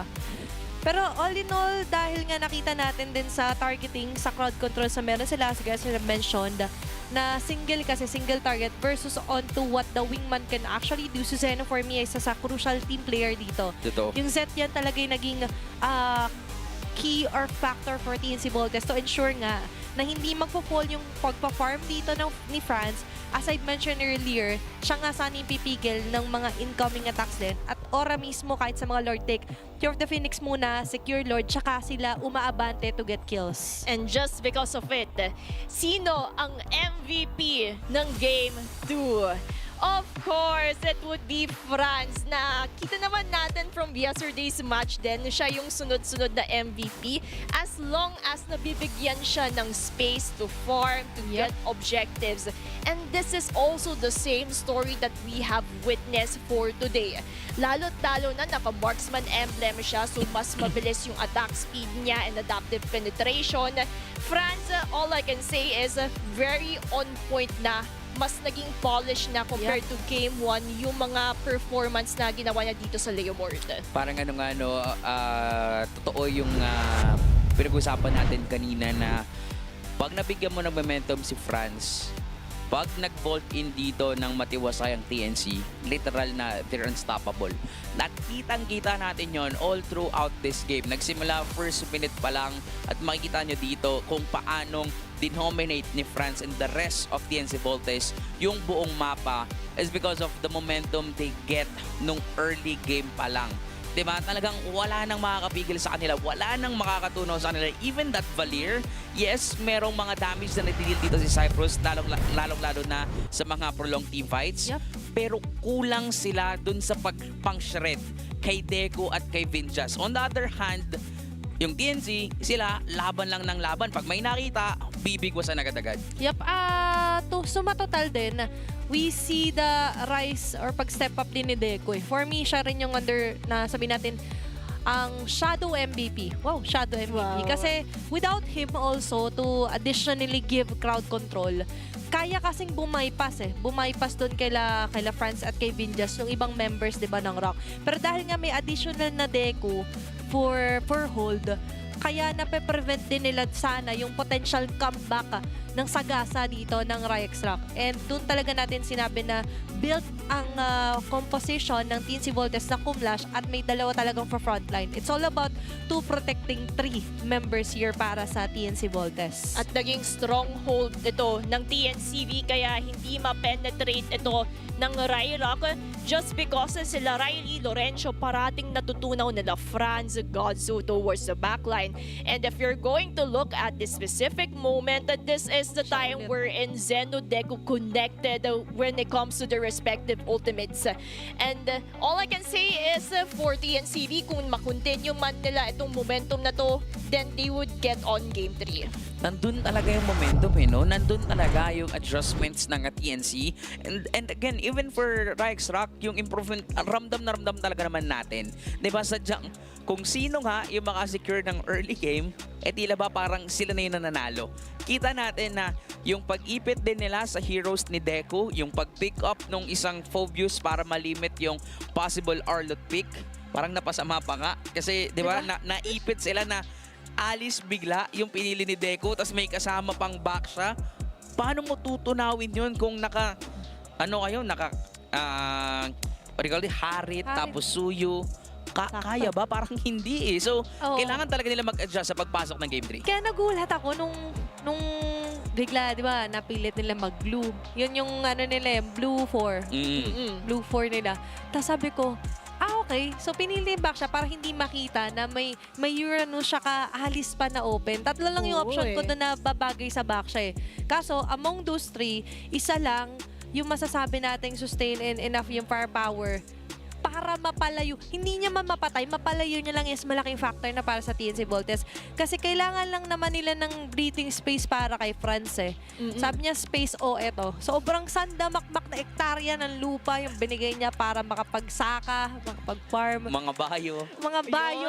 Di ba ganun sa farm may mga kabayo para matulungan kang Sa farm nyo, Gretchen, ganun ba ginagawa mo? Ay, grabe, wala po akong gano'n. Pero, going back to Land of Dawn, towards Game 3, kapag na-continue or na-follow nila yung same ideology na to, then it would really work out. Pero random map draw, it would be broken walls naman. Naku. And ito naman, masusubukan. Baka makakita tayo ng Hilda na Roma? Question mark, if they're going to prioritize that. Mga sir, may kalid na open pa rin para sa side ng TNC ha. Kung sakali as broken walls. Kaya nga. Favorite din yan gumawa ng expressway sa mga ganyan eh. Tapos din, parang hindi nagbago yung side selection natin dito. Blue side pa rin ang RyX Rock. Wow. And there goes the Harley ban. Ano yung final ban dito ng TNC? Would that be a Guinevere? Yes. Sinagot na nila QWERTY para sa'yo. Guinevere daw. Yes. So anong magandang i-first pick dito sa RyX Rock? Oh my gosh, for the first pick, a lot of options are actually open. Kasi nandyan pa din naman ang Arlot. And sakto, Arlot nga yung pipiliin kasi walang full views na pang counter Super ang wild. TNCV kasi ginamit na ng TNCV ito nung first game. Now, for TNCV, if alam nilang Arlot is still a flex pick, pwede mapunta ito kay Riley, pwede ito mapunta kay Lorenzo.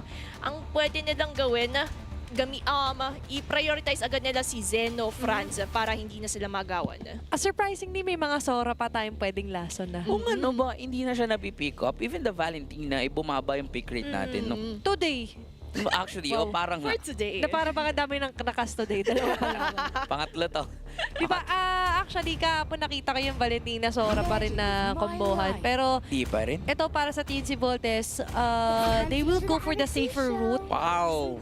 They go for the Harit and Lilia. So, yun nga sabi natin, kailangan nasa safety din talaga yung mid eh. Kailangan you have that capability for a mid lane na pag siya yung pinuruhan may exit, kailangan laging may plan B para sa mid laners natin. And mukhang meron dito para sa TNC Volts. Nagkuha agad sila ng isang Lilia kasi kanina pa pinupuruhan eh. Yep. Si Zeno dito. And ito yung masabi nating magandang combo din na pwedeng kunin nga dito ng RyX Rock since sila, especially Doobie, ay napaka-versatile nga na jungler. Pwede siyang gumamit ng utility and broken walls, talamak naman talaga yung utility dito and having as well as the Arlot.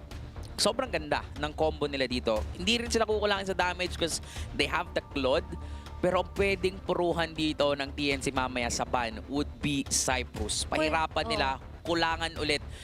Kailangan makulangan ulit sa damage dito ang RyX Rock. Pwede sila dito pumobius muna kung sakali. Nagamit na nila. Yung game 1 eh. Yun Oo sana nga yung pala, ang perfect. expensive no sa global ban. Oo eh. Super expensive for you to actually give up yung mga ganong explosive heroes. Pero ito nga sabi ko, kalid na to para sa TNC Volts.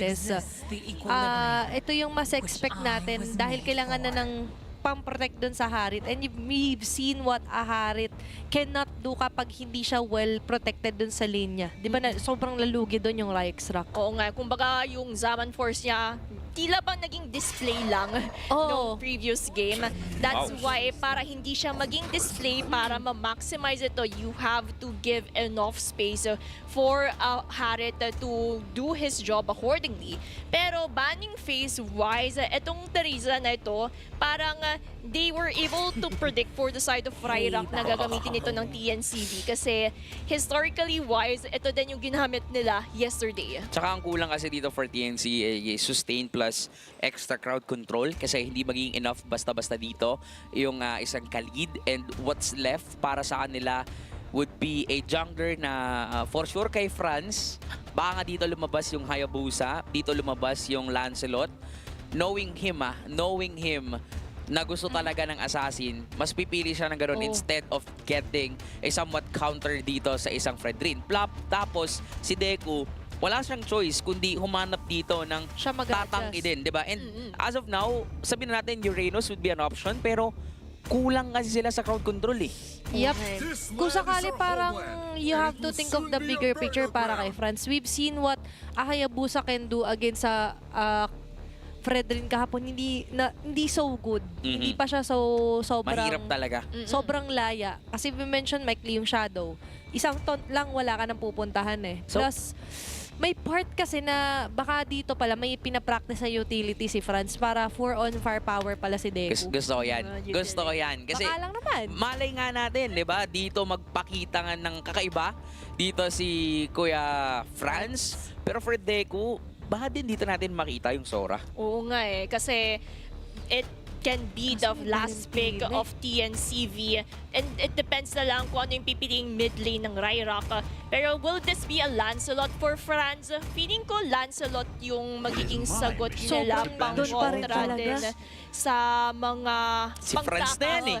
Oo, diba? Favorite na yan eh. Corty, sa ilang seasons nating nakilala si Franz, talagang siya yung sobrang tapang talaga maglabas pa rin ng Lancelot. Nawala na't lahat umangat na sa FPL si James Pang. Nasa Lancelot pa rin talaga. Matik, di ba? Parang ito rin naman talaga yung isa sa mga minamahal ng mga junglers natin. Di ba? Pag magaling ka mag-funny, for sure, magaling ka rin mag-Hayabusa, magaling ka rin mag-Lancelot. Pero ang ganda rin nung pag-pick up dito ng isang Hilda plus na Valentina. So this also limits a possibility na mag-Sora talaga si Deku. Ganda kasi na, Franz, ikaw muna ha, para makita natin kung hindi mag-Valentina, Sora sana tayo. Hindi Pero na since magsa-Sora. nag-Valentina, parang ang hirap na mag-Sora talaga. Tsaka in-expect na ng RyX Rock na Lancelot. So, sabi nga natin, mas okay ngayon sa mga mid laner, may dash or takas. So, win situation, mag-Sora man o hindi, because of that Lancelot, it somehow negates na nag-Valentina, Hilda sila, may pang-jump, may pang-strike back. Tapos ngayon, we see refreshing, refreshing, bagong balik na CC para kay Deku. Oo nga, ang tagal na natin hindi nakakakita ng isang sisi sa laro and it's like a win-win situation for the side of TNCV kasi hindi naman ito yung ideal na kopyahin ng isang Valentina. So, bale, yung makukuha na lang ng Valentina is the Raging Sandstorm coming in from Khalid. Kasi the others are just like escape mechanisms that they can use pang takas. Yep. Pero for initiation, Valentina only has one option right now for the Khalid. Yep. Kaya somehow win-win for both sides. And let's see na lang kung paano talaga nila ito i-execute, especially getting early game control. Tsaka nasabi mo si QWERTY na parang kung mag-Uranus dito sila Deku, alanganin sa damage. Yes. So parang yung CC, pwede naman, pwede rin. Tsaka may crowd control. Yeah, yung curtain call talaga yung pinaka For me, cherry on top eh. Kung Oo. bakit napili. Kasi at least meron kang extra crowd control. Hindi man siya yung sabihin na nating ultimate lockdown, pero pwede kasi dong i-disrupt yung composition nyo and yung composition ng kalaban, tapos biglang ma-pair up pa with Xenos Gloom. So mapaganda pa rin talaga yung team fights dito. And again, matter of execution para sa dalawang teams natin, mas mahirap lang talaga paganahin yung sa TNC Volts, pero they have the momentum and they also have yung mismong pulso ng madla natin, 'di ba? Nasa kanila ang boto ng madla. 67% are believing dito sa TNC Volts, but then again for RyX Rock, masabi nating mas maganda yung composition nila. And when it comes to composition, na ma-maximize talaga ito ng RyX Rock. Kasi look at Lorenzo holding on to Franz kung saan siya umiikot. Nandyan din naman yung ibang members ng TNCV to the rescue para at least may space si Franz enough to form without any contestation, hesitations, kasi nakaprotektado na yung mga members ng TNCV. Pero they have to be careful about Lorenzo here kasi hindi talaga siyang binibitawan, pero na yun, bibitawan na siya. For me, tricky din na may Khalid TNC Volts. Kasi sila ngayon ang maaari maging starter. Initiator nga. As you mentioned ng mga fights, ang dami kasi talagang ang daming activation, ang daming pros ng isang Khalid versus sa cons na meron siya sa current meta natin. Totoo, kasi kita natin, sobrang laya niya, Hindi niya mag-roam tinantanan. around, babalik sila dun sa baba, pero ganun din yung gustong iparamdam dito ni Lorenzo. Gusto niya din gawing kalid yung Hilda, manggulo din dito sa buong parte ng mapa. And based dun sa 2 games na nakita natin, paunahan kasi itong dalawang to sa momentum. Paunahan sila makakuha ng kill and eventually doon lolobo yung lead. Kung sinong unang makakuha ng kill, siya yung makakakontrol ng game. Pero mukhang dito pa sa Turtle, mangyayari lahat ng yun. They're grouping up. Papunta na sila doon. Mauuna dito ang RyX Rock, especially Fred rin na to ni Duby, pero ang kalaban niya kasi isang Lancelot. Okay, so yun yung pre-turtle condition muna kung sakali. Kill onto any members dito ng TNC Volts. Vice versa, ganun din para sa TNC Volts kung may makukuha sila. Pero bypassing all throughout those walls. Franz with a retry. Kaso nga lang, nalagay sa alanganin. First blood kapalit dito sa Turtle na nakuha ng Rock. Kumbaga na-equalize lang ng RyRock kung ano man ang nangyari doon by getting on Franz. Kuya Rectal deny. Okay, No. nagmamadali sila dito. And as we mentioned, when you get the first kill, hindi na nga first turtle, first kill, ang bilis kasi ng agaw mo rekta dun sa purple buff. Grabe, no? Talagang ginugulangan dito ng RyX Rock yung TNC Volts. Hindi pwedeng, inyo yung turtle. O, di sige, amin yung buhay mo, amin pa yung purple mo, at itutuloy pa nila yung panggugulo dito sa TNC Volts. And ito yung sinasabi natin na medyo mahirap paganahin yung lineup ng TNC. Pato execution, kinasa na rin. malalim. Arise trying to run away. Naparigen. Yeah, napalalim ng uso dito si France. That's why it might be a short Flicker in. Short kill na nga para rin sa RyX Rock. Ito yung sinasabi natin, no more fancy moves kapag ka sobrang crucial na nung laban. At ito rin sinasabi nating mas madaling paganahin yung RyX Rock composition. Kasi for TNC, if magkamali ka lang ng isa, dito mo din mararamdaman na ang hirap bumawi. Oo nga, kasi ang dami nilang criteria that needs to be meet para lang mapagana yung lineup nila. In contrast sa RyRock, hampas-hampas lang, straightforward answer to deny TNCV. And that's what RyRock is capitalizing on it right now. Kasi if you're going to notice, Franz, medyo nahihirapan siya mag-farm just because of Lorenzo's threat. Tsaka for me, dapat di niya kinumit lahat onto combos yung chase down. Kasi it's so obvious, ang TNC Volts, they're solely reliant sa combos na kaya nila. Hindi nila kaya instant na sapak katulad ng ginawa ni Lorenzo. So, kailangan tricky sila sa comms na gano'n Sobrang ganda lang din ng pasok doon ng RyX Rock. Sige, pahabol ka, pre. Mamatay ka. Sure na may trade Oh, yeah, Laging sure na may trade. At kakasabi lang natin, hindi pa nga siya nakakaabot to sa dulo ng rainbow niya. Na-takedown agad siya dito ni Cyprus. At kitang-kita talaga natin dito, no, yung improvements na meron ng RyX Rock. Wow.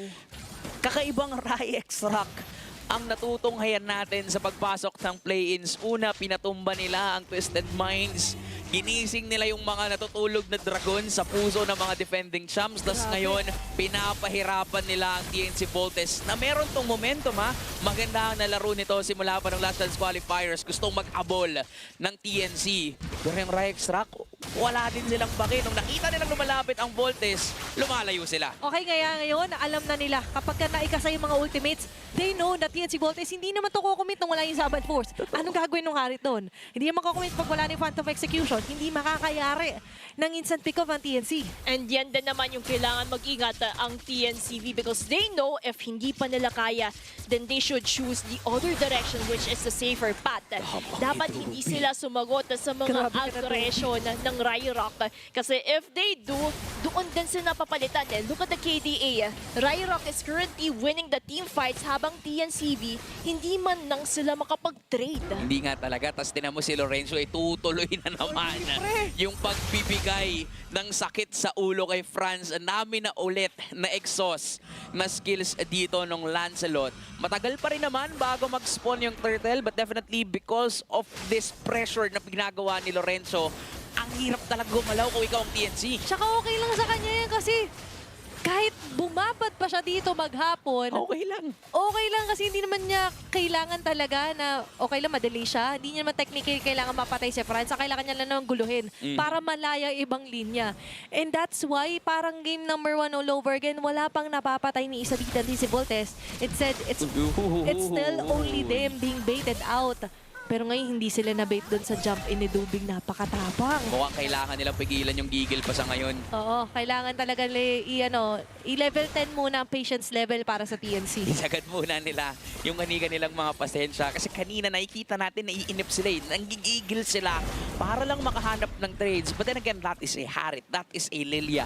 Enough naman yung magiging damage nila pero ngayon mukhang sasapak na rin sila. Oo, kailangan dito sumatkol. Pre-kalma. Pero ngayon, wala, hindi kakalma ang RyX Rock. Recta Turtle.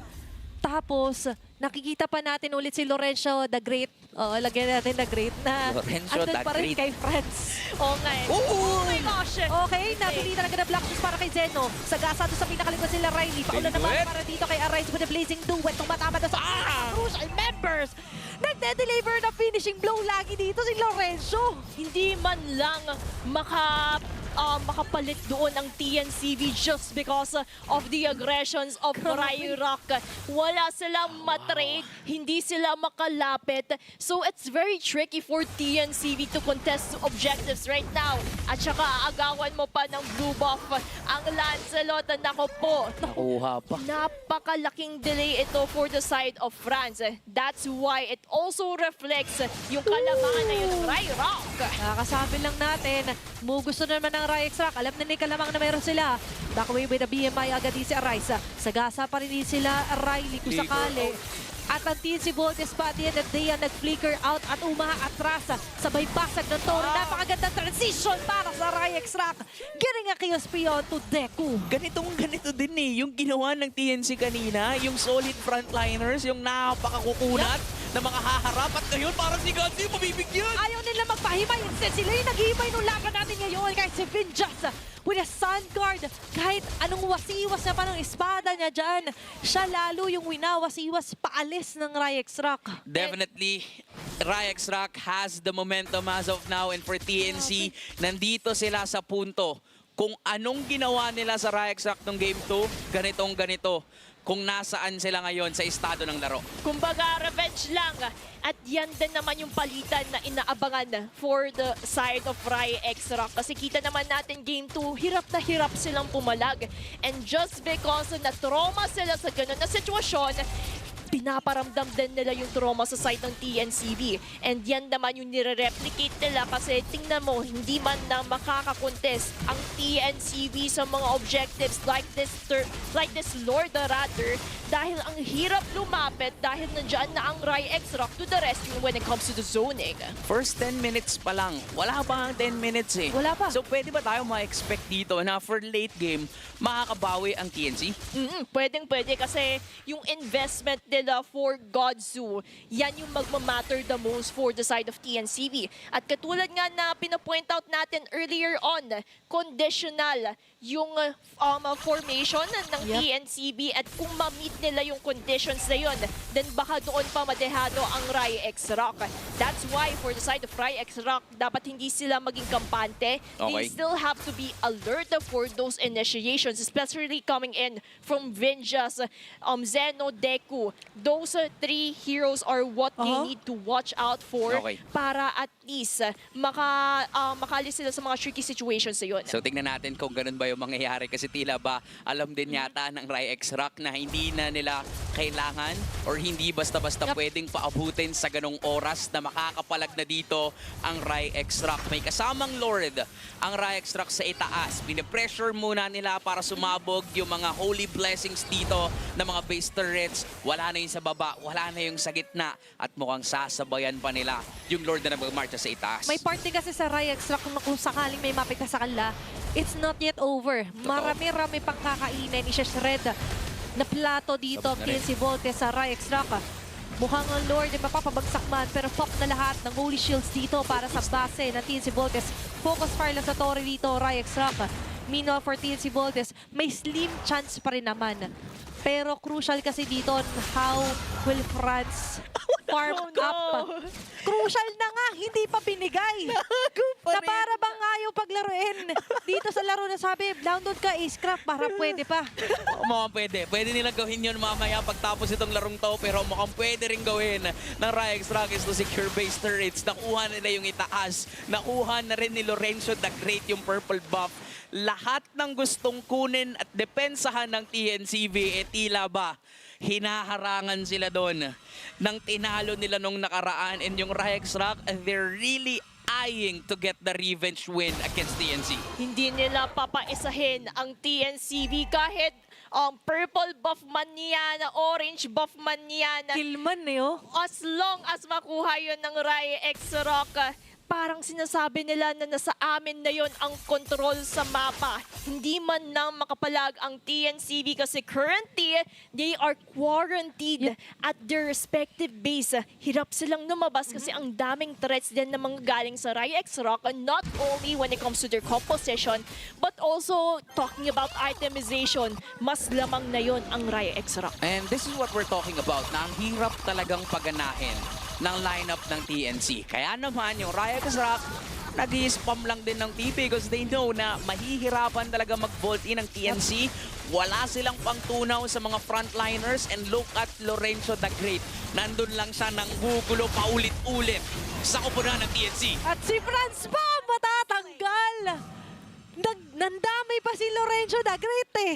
May Cyprus Junior. May junior pa si the Great. At ngayon para sa TNC Volts, even if they have the means to create a perfect setup, ang wala sila damage, ang wala sila item. Wala pa silang pambalik dito sa RyX Rock. Not unless in a miraculous way, mahabol yun ng TNCV towards the late game. Pero paano mo lalabanan yung Great Wall of RyX Rock kung ganun naman kadehado yung kanilang magiging defense? Okay, ngayon may Lord pa nakasama. Bandang taas ang inaatake ngayon ng RyX Rock. Establishing Double that edge, double lead. Tatalo na raging sa aso. May matatalo na pero hindi yata magiging isang patakan na magiging damage dahil tuloy-tuloy pa rin sa pagkabatid sila Dubi. As well as sila Arise. Go for the bang-bang dito kala Vinjas. Mukhang sila pa ang malalagay sa alanganin. Sumusugal na din sila Godzu, but that is it. That's a game win para sa RyX Rock. At sa muling pagtatapat, talagang babalik na rin ang history dito ng RyX Rock. Makukuha nila ang revenge win against TNC Volts, ending this series on a victory, ending the play-ins round nang sila ang panalo. Talagang pinatunayan nilang pinaghandaan nila to at ibang version ng RyX Rock din ang nakikita at pwede natin expect sa playoffs? Grabe din kasi hindi man lang makasagot ang TNCV just because a lot of threats, especially highlighting Lorenzo the Great Wall sa sobrang laki ng kanyang ambag sa pag-spot on parade kay Franz. Parang ang laki ng kailangan habulin ng TNCV sa larong iyon at hindi na nga binigyan ng space to breathe ang Yep. TNCV. Ang hirap kaya kumilos nung pag lagi may nakabantay sa'yo, kahit sa trabaho man, Oo sa nga bahay man yan, sa paglalaro ng ML. And with that, mukhang another pahina sa history dito sa Season 7 ang nangyari doon. So sabihin na natin na parang 1-1 yung current standing nung rivalry na to. Diba? So pwede rin nating ma-expect na masettle yon sa playoffs kung magtatagpo man sila. Ang dami pa nilang kailangan kaharapin, pero kaharapin muna natin dito yung post-game stats na kung saan literal na pinahirapan talaga dito ng RyX Rock at TNCV. We're pointing out whoever gets the first few minutes win, sila na yung magko-control and nakuha talaga yon ng RyX Rock. It also reflects then na every time ikaw yung nakakakuha ng post-turtle punish ng macro objectives, ang laki ng control mo sa mapa. Kaya ganun din naman yung minanifest na yun ng RyX Rock kasi look at the composition pa lang. Nandyan ang Arlot, Fedrin na napakatibay kasi apart from their abs, nandiyan din yung defense mechanisms na need ng RyX Rock para tapatan at isustain yung mga damages na manggagaling sa TNCV. The problem for the side of TNCV is, tingnan mo yung items, isa, dalawa pa lang in contrast to RyX Rock na almost complete Grabe, na. no? Kaya hindi sila makasagot even though they tried their best. But then, it's still quite not enough to crumble down the defenses of RyRock. That's almost 13k gold lead. Kung mali ako mag-math, correct nyo na lang ako. Pero 13-minute game time, imagine mo almost 13k gold lead. That's 1k per minute Yes. na na-establish agad ng RyX Rock. Not to mention yung landslide of a victory sa kill score. 11-1. May mean sila. Ang hindi nga lang yung na-commit is that yung early snowball sana para sa Harit. Kasi in reality, oo, pwede yung comeback. Pero kasi kung reality check din, ang Harit kailangan earlier the better. Ang hirap kahit sa MPL na maipa-snowball ang Harit ng late game. And this is also siguro na rin makikita natin na kapag versatile yung jungler nyo, ang dali ng buhay ng mga side laners, ang dali ng buhay ng mga main damage dealers nyo, which is makikita natin dito for the rich guy natin na si Arise as well as for the carry natin na si Cyprus. Yeah. Nagawa nila yung trabaho nila kasi nga alam nilang nasuportahan sila ni Dubi. 'Di ba? Dubi na grabe din yung pangmamama dito sa game na to kasi he also knows na walang kayang pumatay sa kanya, and for the sandbag din naman, ito din, siraulo din si Lorenzo sa game na to eh. Talagang sinusubsub niya lang yung sarili niya sa lahat ng miyembro dito ng TNCV, pinaparamdam niya, and he's not kumbaga hesitating on giving it all. Kapag may flicker siya tapos may low health na kalaban, Go. gagamitin niya lahat ng pwedeng gamitin. Tama, grabe no? Si Dubi, our buddy. Buddy para dito sa laban na ito. Our game MVP with a 3-0-6 on to his friend Rin.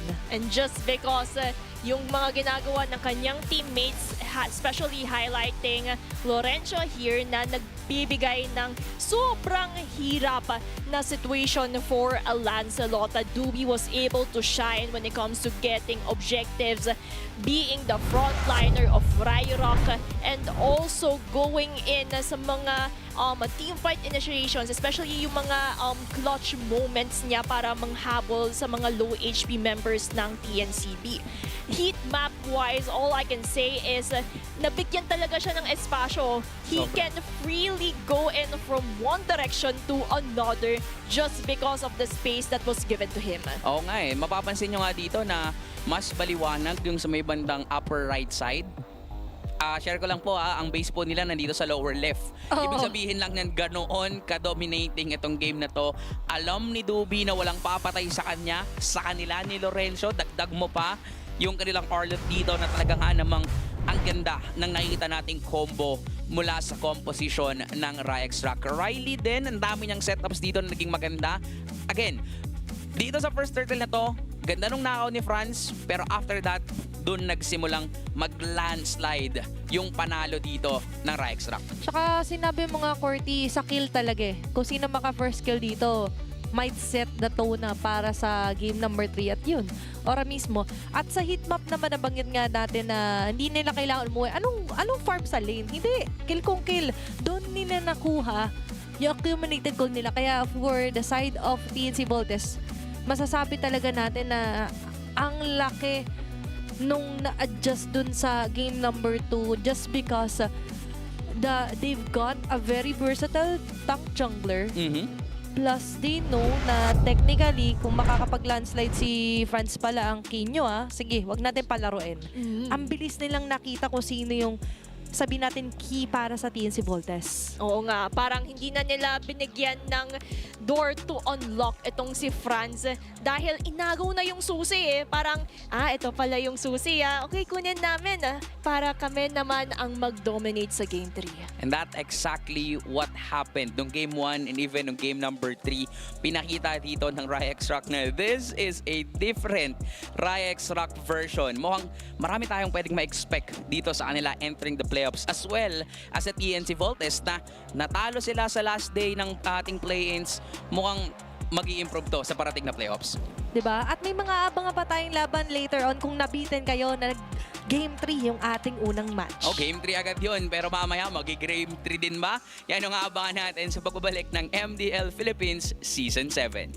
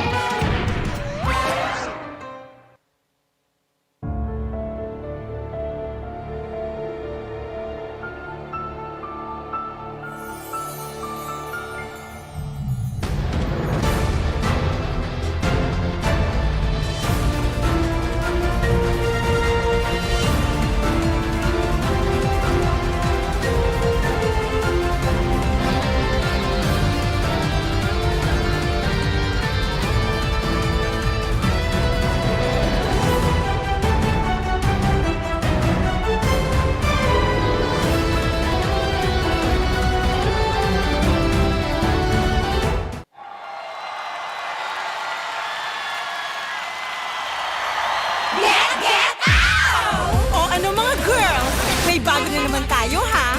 Malamang matutuwa na naman ang mga bata at matatanda niyan. Get out! Maglaro tayo, di kami patatalo. Maski duo o trio, kahit 5 man pa kayo. Kahit pa sabay-sabay, ang kalaban sasablay. Kung mag-rank ang pambilis, sure na wipe out! Get out! Pili na ng lane at mag-pick ka na ng hero. Sa mid lane galingan mo, pag nag-ulti dapat sakto. Push na ang turret, ready to attack the Lord. Para ube, summer bonding na ng todo. Laro, laro, laro. Bilis, bilis, bilis. GG na sila. Appear, appear, appear. Ay, natali. Sige, push mo. Laro, laro, laro. Bilis, bilis, bilis. GG na sila.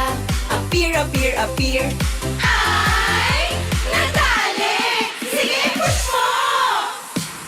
O ano? Sasali ba kayo? Lahat ay masaya. Pwede dito kahit sino. Nasaan ka man, nasa bahay o trabaho, pwede niyong laruin to. Successful tayo ay panalo. Appear, disappear, one hop, one court, one court, one hop, disappear, appear.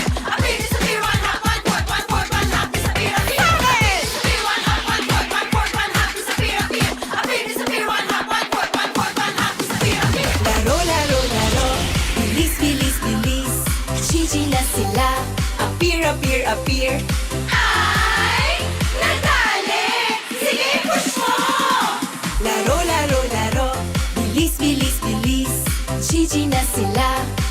appear.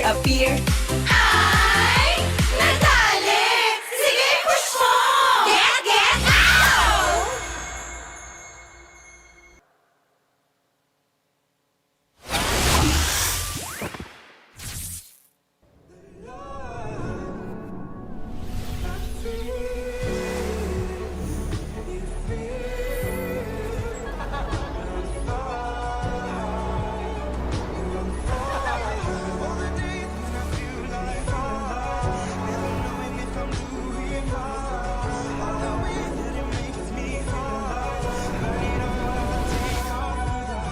Realme 16 Series 5G.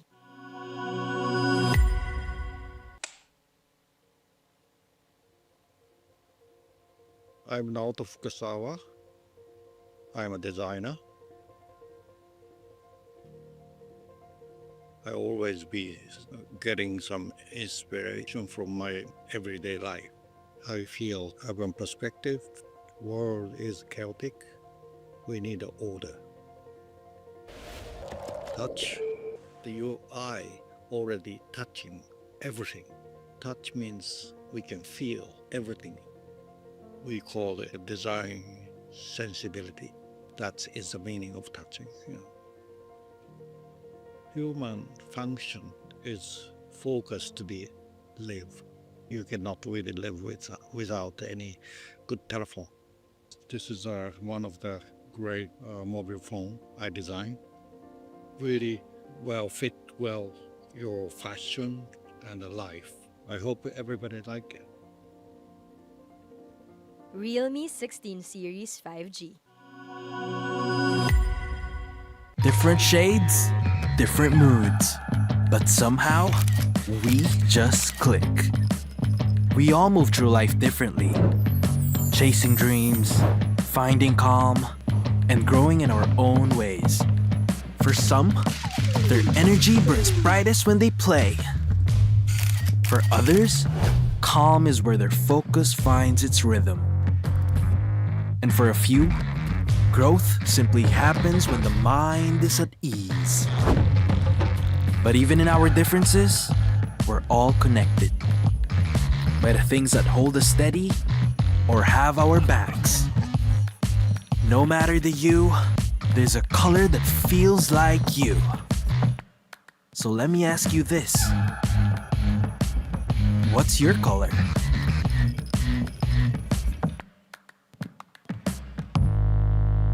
Hey, where's your safe place? A place where ideas ignite, where laughter lingers, where work feels light. This is mine, and I'm not gatekeeping it. A chair isn't just a chair. It carries me through wins, through setbacks, through every step forward. And a desk isn't just a desk. It rises with me, stands tall when I do. Through triumphs, through trials, this space keeps me growing. This is my safe place. Home, playground, grounds where I stand. This is TT Racing Home Grounds. For every dream I chase, every battle I face, TT Racing has my back. So I'll ask again, where's your safe place?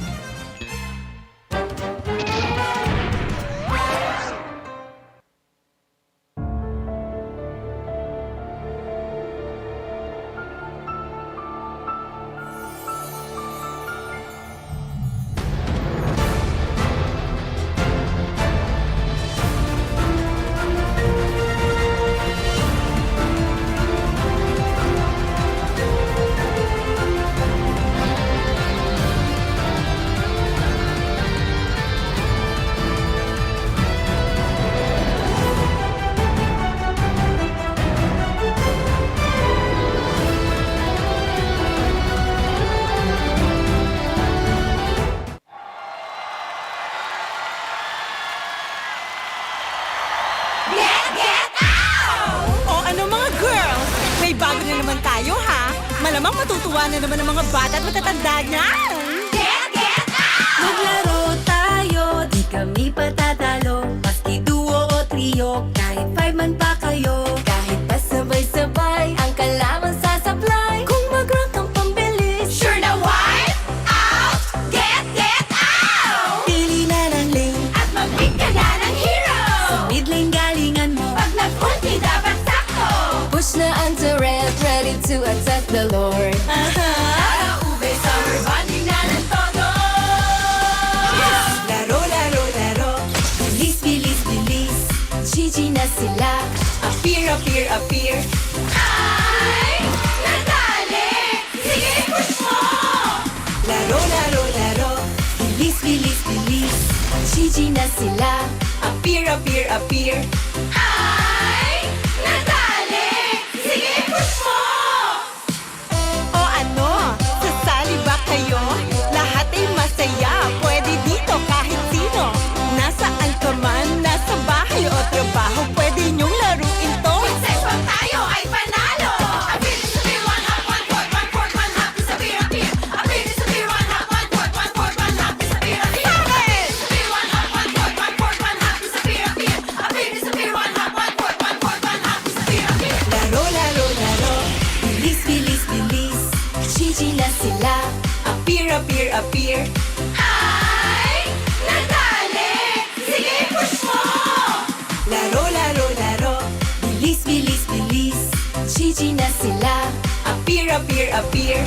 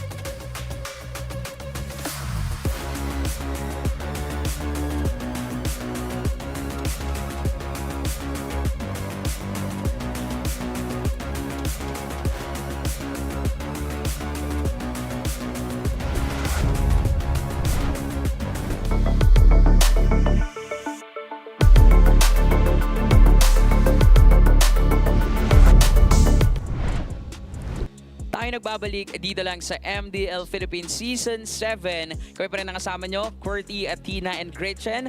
At ito na ang pinakahuling match natin sa play-ins.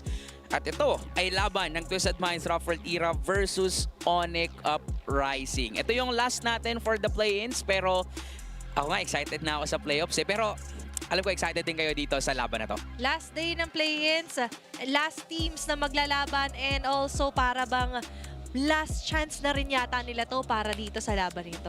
Yup. Kasi ito ang Twisted Minds Ruffled versus Onic Uprising. This is the final clash. And this is also a battle of the veterans, the defending champs versus a team na punong-puno ng veterans, at masasabi natin sa pagpasok ng play-ins, ibang Onic Uprising din ang nakita natin. Oo nga, and speaking of iba, nag-iba din naman ang Twisted Minds Ruffled Era, kasi kung babalikan natin kung ano man ang nangyari from the previous days, na-break na yung streak nila, but it doesn't mean that hindi sila magsi-step up para defensahan yung kanilang mga trono, which by the way is the last season's championship title. Kaya nandito pa din ang Twisted Minds to make sure na mapaparamdam nila sa Onic Uprising na nandito kami gigil na gigil para depensahan yung trono. At kailangan nilang iparamdam yun. Kasi parang ang dami nilang pinagdaanan this season. 2 beses silang natalo at hindi nila yun naranasan nung nag-champion sila. So, this is a wake-up call para sa kanila na ipakitang malakas talaga ang defending champs. Malakas talaga ang Twisted Minds Ruffled Era. Pero para din naman sa Onic Uprising, this could be an opportunity para matest talaga gaano ba sila kalakas, gaano ba katindi yung Onic Uprising sa pagpasok ng ating play-ins. Again, this is a battle of the veterans na kung pag-uusapan din natin, balita ko nasa taas sila ng standings natin with total kills. This is all-time sa buong MDL Philippines. Nangunguna dyan si Wes. Ito yung mga kabatch pa natin nagsimula. Kaya for me, balik tanaw to sa kanila naging journey dito sa MDL. But understandably so, ang mas nakakagulat pa rin ay nandito pa rin kasama natin yung 3. Meanwhile, yung 2, MPLable So ito talaga yung nagbe-bridge na mabigyan ka ng spotlight and eventually maging part ka rin ng MPL. Kumbaga, na-develop na sila sa ligang ito. Kaya MDL nga. Kaya umangat sila once they have developed. One of which is James Banks and Shizo na nawiwitness natin sa MPL. So, for Wes, Aizawa, Yuktizi, all I can say is the future is bright for these players na ang dami nilang pwedeng pang mapatunayan kung sakaling maakyat sila doon. Tsaka mga champion, yung top 1, top 4, at top 5. Wow. Diba? Kaya nga, parang kailangan na nating makita kailan ba magkakaroon ng kampyonato. Give Aizawa a trophy. Ang dami na nagsasabi ng ganun. Give Yuktizi a trophy. And hindi malabo na itong itong 3 nandito, the top 1, top 2, and top 3, makita rin natin sa MPL kasi sobrang solido din naman ng performance nila, lalong-lalo na ngayon. Ang kaso lang, magkakaharap sila dito sa pinahuling laban natin sa play-ins. Pero the good thing is that pasok naman na sila sa playoffs. Paglalabanan na lang nila dito kung saan sila mapupunta sa parating nating playoffs. Ang challenge lang din pala, actually, para sa Twisted Minds, since hindi sila natalo nung nakaraan, parang magsisimula sila sa first round natin. Hindi sila nandun, sasanay sila, pero nandito pa rin ang defending champs. Twisted Minds Ruffled Era, nagising na nga ba talaga ang mga natutulog na gigil na dragon dito sa kanila? We have Nibor, Matt, Vin, Reggie at Wes. Silang 5 pa rin naman ang nandito at magpapakitang gilas. Tsaka may part din kasi dito sa last match or final match natin na it will set the high note bago yung playoffs natin. So it's all about getting that momentum plus mag-dominate. Kung hindi ka man nag-dominate umpisa, mag-dominate muli.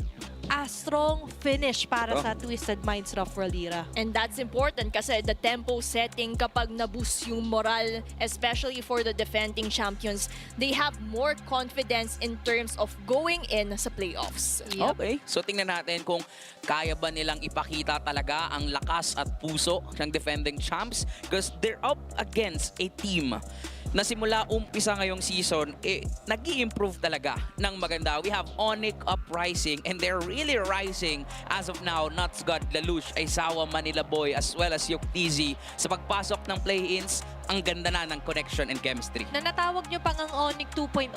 Maraming nabigla sa naging performance sila nung day 1 ng ating play-ins. Actually, marami na rin nagulat nung napunta sila sa LCQ. Because they are one of the teams na favorite ng crowd. Plus, kung tutumahin, ay puro star player yung nakuha dito. We have Lalush and Manila Boy from Rora Hunters sa umabot ng Grand Finals. Very evident din na kumuha rin sila ng very efficient na explainer. Pero nga lang, sa pagsisimula, hindi man naging sobrang smooth.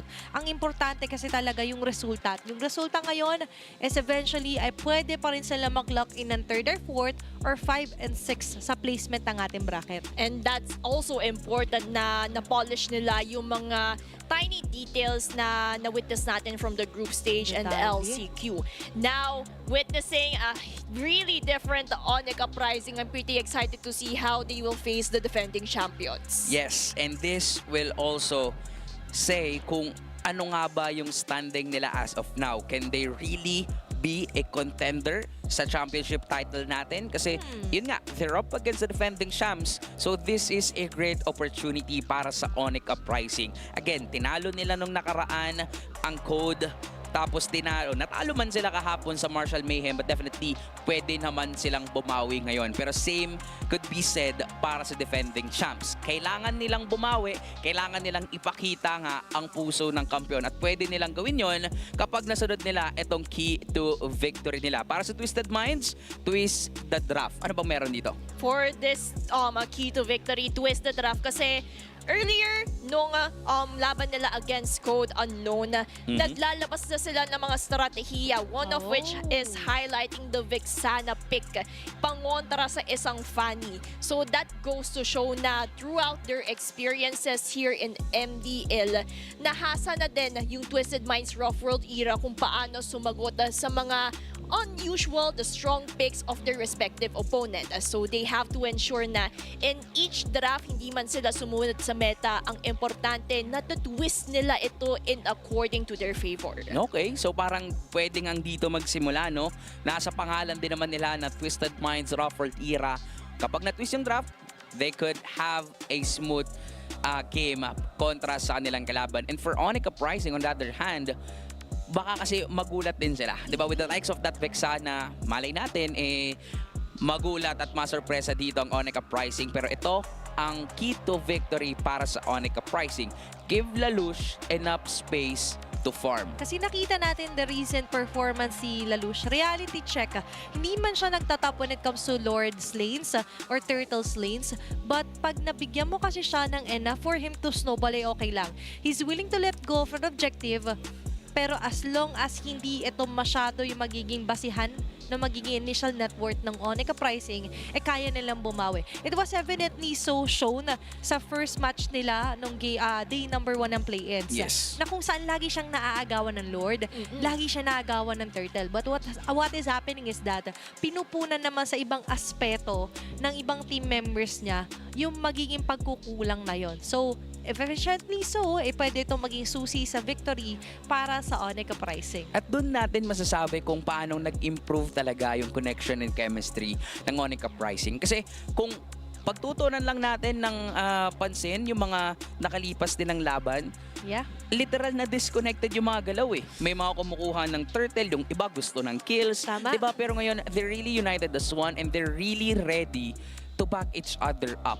Meron ako hindi makalimutan na play, actually, yung nangyari dun sa bottom lane, first blood kill yata yun, na akala ng kalaban ni Yuktz 1v1 lang pero nandun pala si Kuya Lalush. Diba?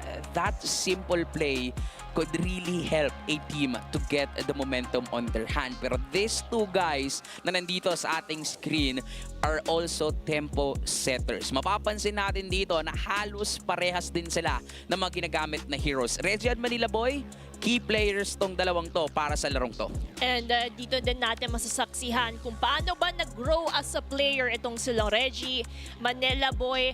And if we're going to base it on statistics-wise, it actually doesn't represent kung paano nag-improve ang side ng Onic Uprising. Kasi from what we have witnessed so far for Onic Uprising dito kay Manila Boy, ang ganda ng mga setups niya to the point na yung nakakalaban nila ay nalulutasan din nila. On the other side, for Twisted Minds, Reggie, all I can say is top heroes pa lang, it speaks for itself. You already see kung paano siya as a roamer, kung paano din siya nagko-contribute sa mga initiations sa ginagawa ng Twisted Minds. And they really have to capitalize on this kung gusto nila mapabagsak yung mga nag-aapoy na uprising coming in from Onic. Masasabi ba natin na mas key, what do you call this, playmaker si Manila Boy instead of Reggie? Kasi yung Cho, tapos meron pang Kaja and Chip. Parang gusto kasi yata ni Manila Boy na siya yung mauna. Oo nga eh, kasi ganun din naman yung pagpasok niya from their previous match yesterday. Siya parati yung nauna, siya parati yung nag-initiate. Pero speaking of the map, we have the expanding rivers for game 1. And it seems like this is the trajectory na din sa mga unang teams na pumipili ng mapa. Wow, first ban agad-agad din. If dito, respecting Aizawa's hero, nakita na natin kanina, ang daming kills na meron dito itong si Aizawa all throughout the MDL history. So for sure, isa rin to sa mga favorite hero niya. Actually, parang ano nga din, no? Kahit nga anong tanggalin mong hero dyan sa mid lane, may magagamit sa Aizawa. Pero today, yung Eve talagang hindi natin nakita nakawala. So, if ever, na-learn din kasi dito ng TMRW na yung Eve talagang isa sa pinaka-controller pagdating sa mapa natin, especially on a fast-paced map such as the Expanding River. Ngayon, na Rectag Luban, they've seen how efficient Nats God is when it comes to the glue. And sabi nga natin, kung playmaker si Manila Boy, playmaker, heroes din kasi yung bagay dito para kay Nats God. And ngayon, for me, pwede rin naman sila mag-capitalize onto banning out certain heroes sa roam, kung sakali.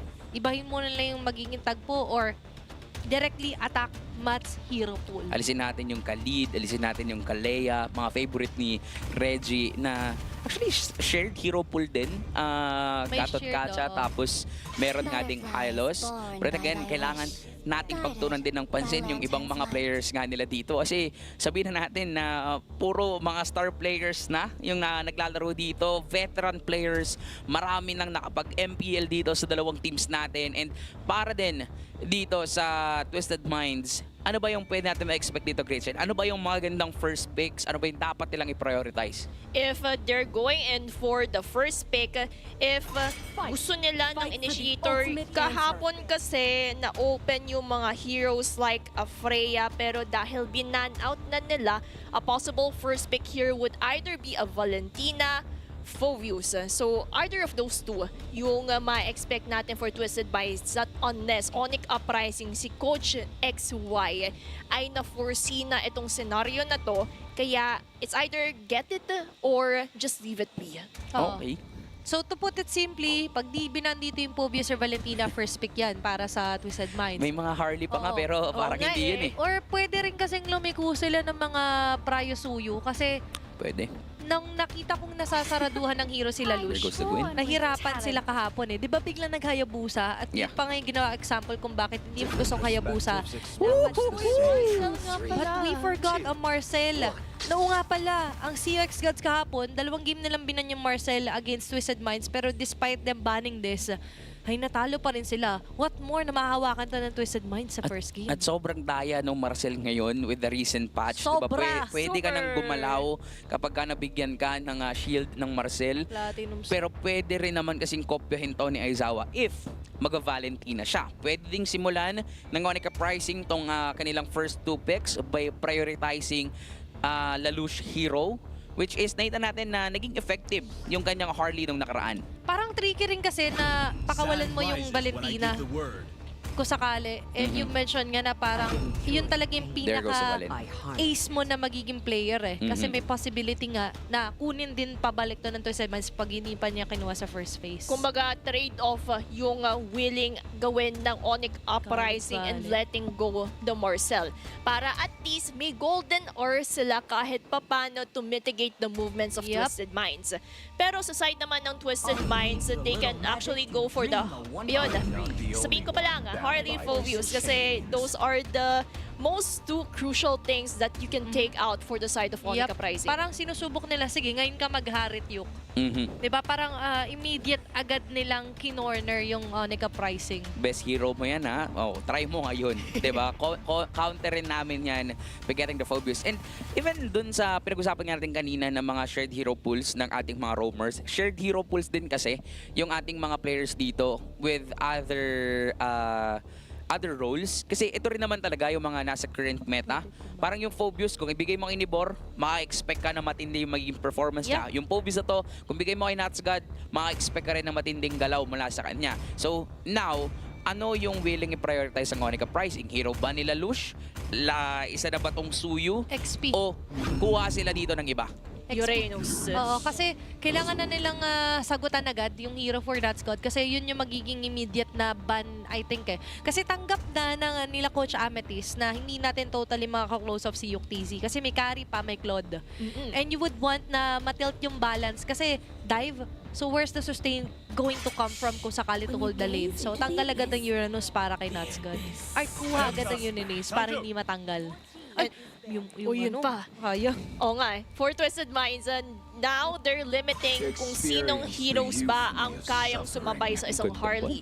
One of which, of course, the Uki Shadow kill of Hayabusa would be a huge threat. That's why limiting it in the first phase would be the viable option.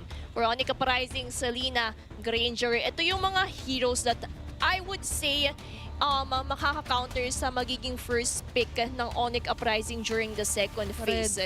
Kasi pwede silang kumuha ng carry, Claude, either of those two, para lang makatakas sa tricky situation na dinadala ng isang Marcel. Pinipilit nila yung Suyu eh. Pinipilit nila na bumalik sa comfort si Gamitin nila Lelouch.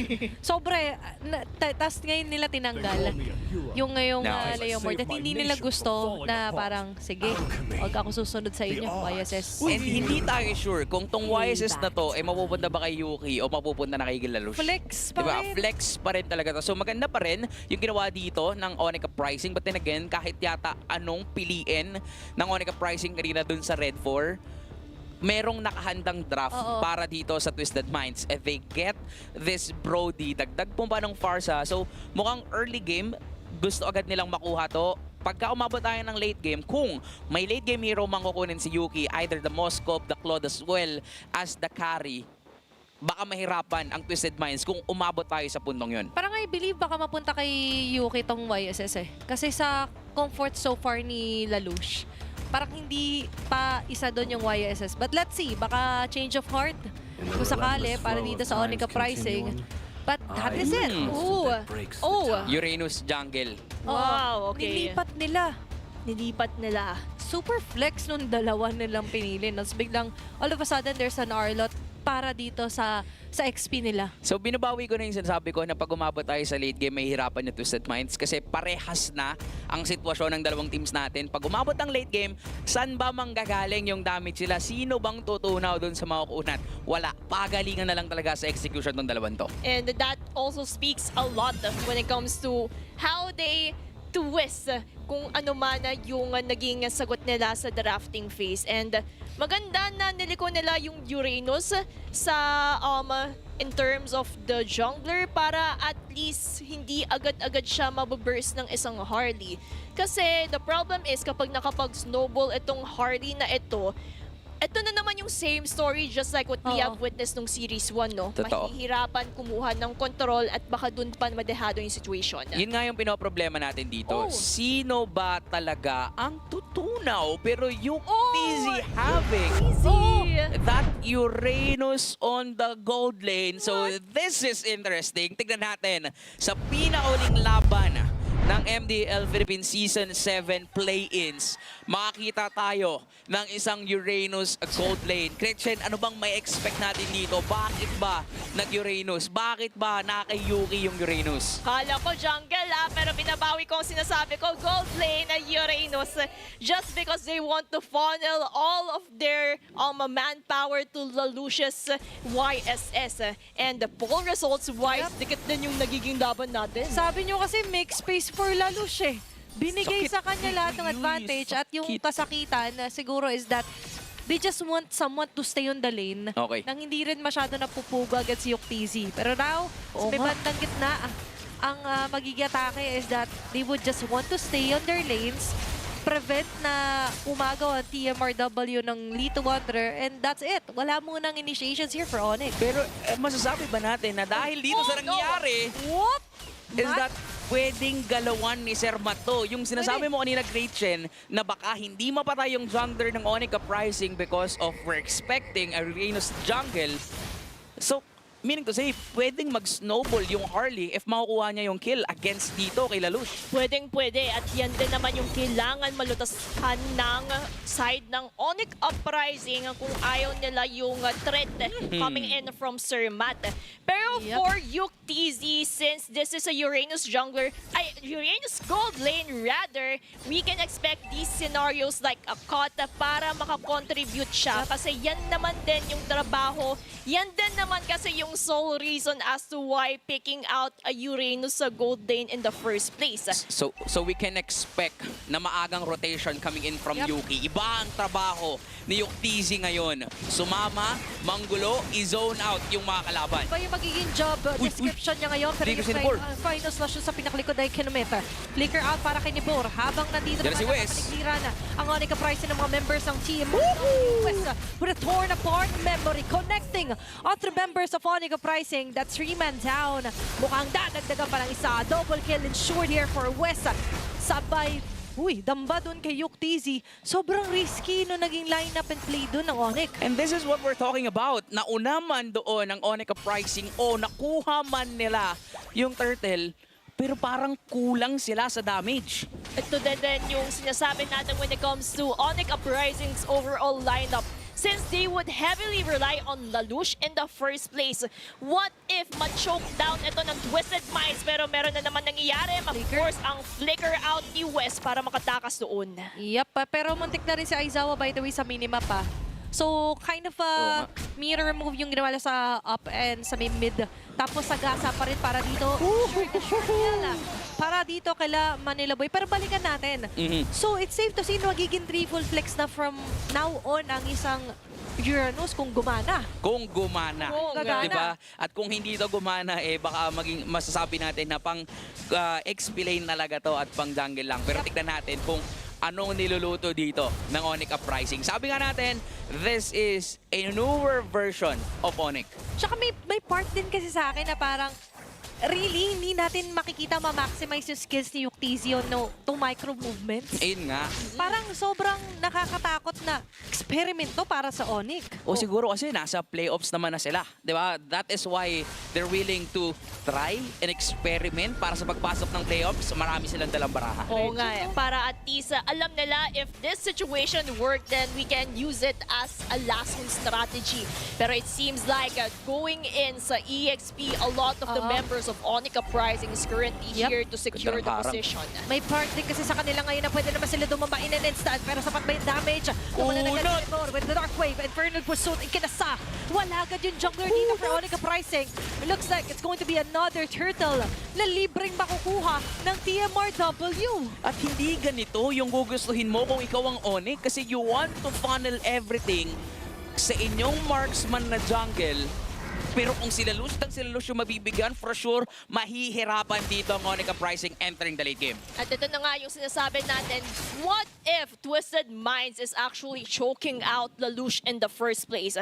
So technically, the overall composition of Onic Uprising would have to have difficulties in terms of working out. Kasi very conditional and very late game centric, if I would call it, just because of the damage output. At direkta agad kay Yuktz. Immediate response here para sa Onic Uprising. Boy, Magkakaroon Zipin. ng trade. Pero mukhang sila pa yung mapapasama. Maabutan Naku sila po. dito na Reggie with a frame Ay, moment. naku po. Tracking shot. Iniwan pati yung Golden Ore. Lahat i-commit just to get the Manila Boy. But Aizawan to the front line will just go and defend his teammates. Nabuhay naman doon yung ilang mga miyembro ng Onic Uprising, pero nakita din natin na tila ba kaya din palang tunawin ng Twisted Minds si Yuktisi on the gold lane.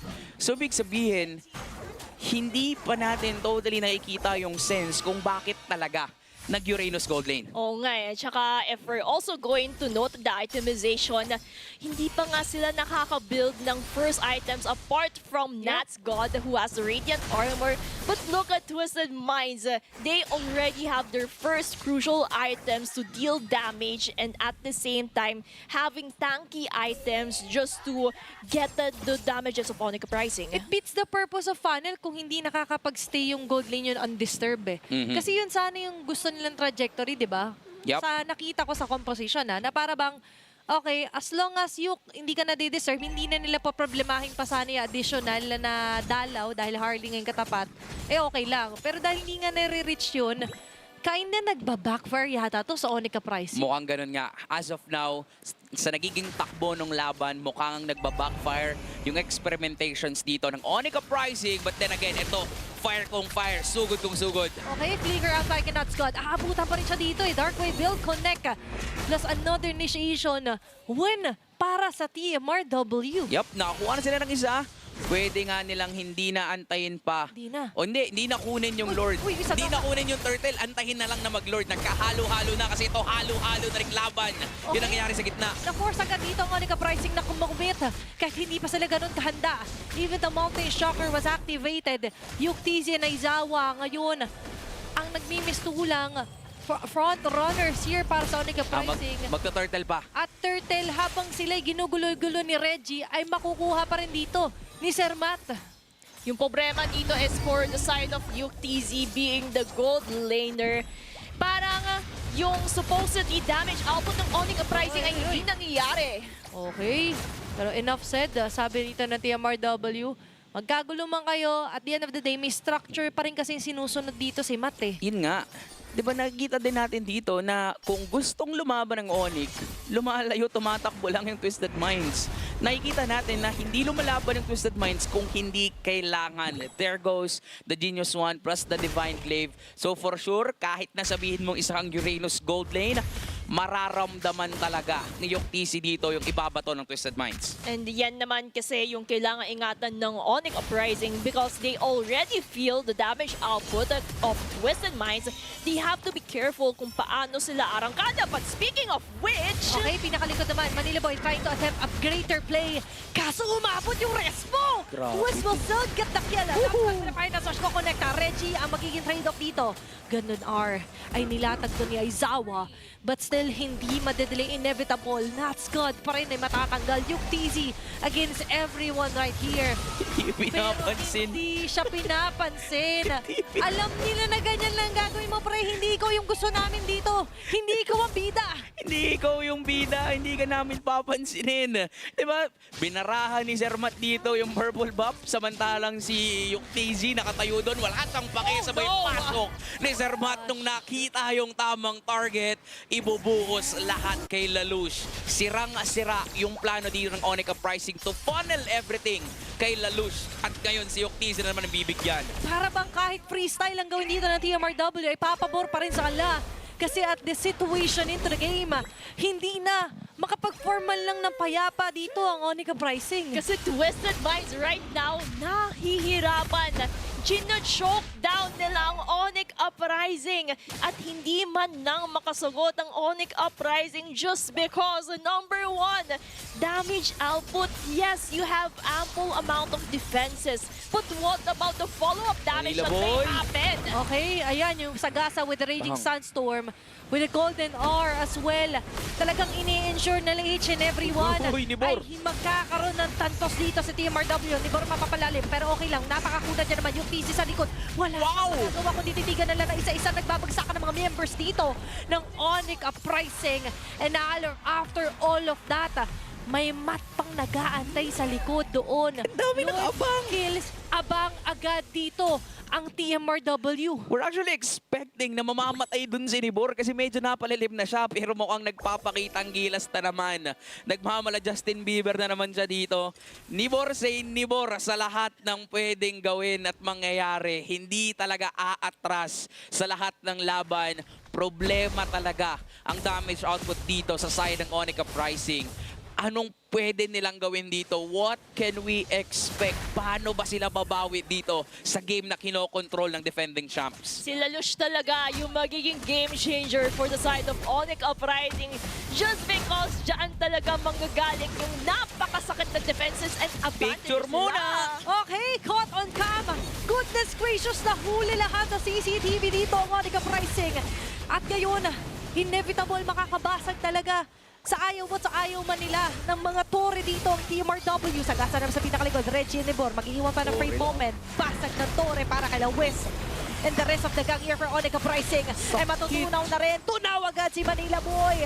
Matcha pa loob dito ang TMRW. Walang makatunaw. Grabe. They're unstoppable right now. 11K gold lead na nasa kamay ng Twisted Minds Rough World. At tila ba magtutuloy-tuloy lang to. May mga minions na parating dun sa gitna. Onic Uprising on the other hand, wala silang magawa kundi antayin yung mga minions, depensahan kung kaya nila. Pero for Twisted Minds, tila ba kahit sinong humarap, bibigyan nila. Okay, in an instant, grabe yung setup na meron dito sila ni Bora. Patay na sila Reggie. Final slash is there. Kukonekta pero makakapag-flicker ang buhay pa rin si Reggie.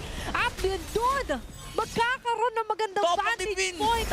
Si Lavin and West going for a double kill. At kaya si Manila Boy, tatlo man ang kanya mahuhuli pero makakataas pa rin yata sa kamay niya dito ang TMRW habang si Reggie naman doon. In-ensure pa rin ang kanyang survival after all that has happened. Lahat ng nilatag, buhay pa rin ang 5 at ready silang gumagasa ngayon sa base ng Onic Uprising. At sa dinami-dami ng nangyari, walang namatay sa Twisted Minds. At ngayon, nakafocus na lang din ang TMRW and they're shooting a game and it's going to be a game 1 win para sa Twisted Minds. The defending champs will show us kung gaano ba talaga sila kalakas. Mukhang may nagising talagang natutulog na mga dragon dito sa defending champs natin na Twisted Minds. Pero anong nangyari doon? Meron ba talagang plano ang Onic Uprising? Bakit nila nilagay yung Reyno sa gold lane? May plano talaga kasi supposedly yung TZ parada siyang sasama sa mga macro objectives like for example, turtle take para at least all of their attentions is solely focused on Lalush. But the problem is Twisted Minds really twisting up their strategies to the point na they didn't have enough space to breathe. Wala man lang silang magawa sa mga dinadala ng Twisted Minds sa mapa. Kaya all I can say is that was a reactive game for Onic Uprising and let's see kung magkakaroon ba tayo ng switch-ups when it comes to strategies. Kailangan nilang mag-switch up ng strategies if they want to force a game 3 kasi kung hindi at kung ganito na mag-experiment sila, mukhang hindi ito basta-basta palalagpasin ng Twisted Minds Rough World. Gets natin yung idea, gusto nila mag-funnel, pero hindi nila na-execute ng maganda. 0-3-1 ay yung standing or KDA dito nila Lush. Even Aizawa had a hard time kung sino ba yung kopya niya dito. Kasi nga, ang hirap para sa kanila magbuhos ng mga resources kasi ang hirap din patayin ng mga membro ng Twisted Minds. And look at Nibor, sobrang laya niya dito. Nagwawala si Nibor dito in the neighborhood because of the lacking ng damage nga ng Onic Uprising. Tsaka puro pasubsob kasi yung atake dito ng Onic Uprising. Ang pinakaasahan nila for the range is kinda Aizawa, Lalush kapag ka naka-boom part yung YSS eh. Yes. Pero kasi hindi rin ganun ka-spread out versus onto what Vid and Matt can do. Plus si Wespa, technically speaking, hindi man ito yung strongest out of the meta pagdating sa gold lane. Pero because of the composition ng Onic Uprising, mag-shine talaga ng gusto si Wes. Kasi sino nga abot sa Brody? Si Yuk? On a well-formed Wes with the Brody, diba? Torn apart memory, torn apart pati HP mo talaga. Tunaw kung tunaw talaga. And aside from that, they have setups coming in from Manila Boy. Ang problema lang talaga, even from Nuts God, ang problema lang talaga, they don't have the damage. Yes. Wala.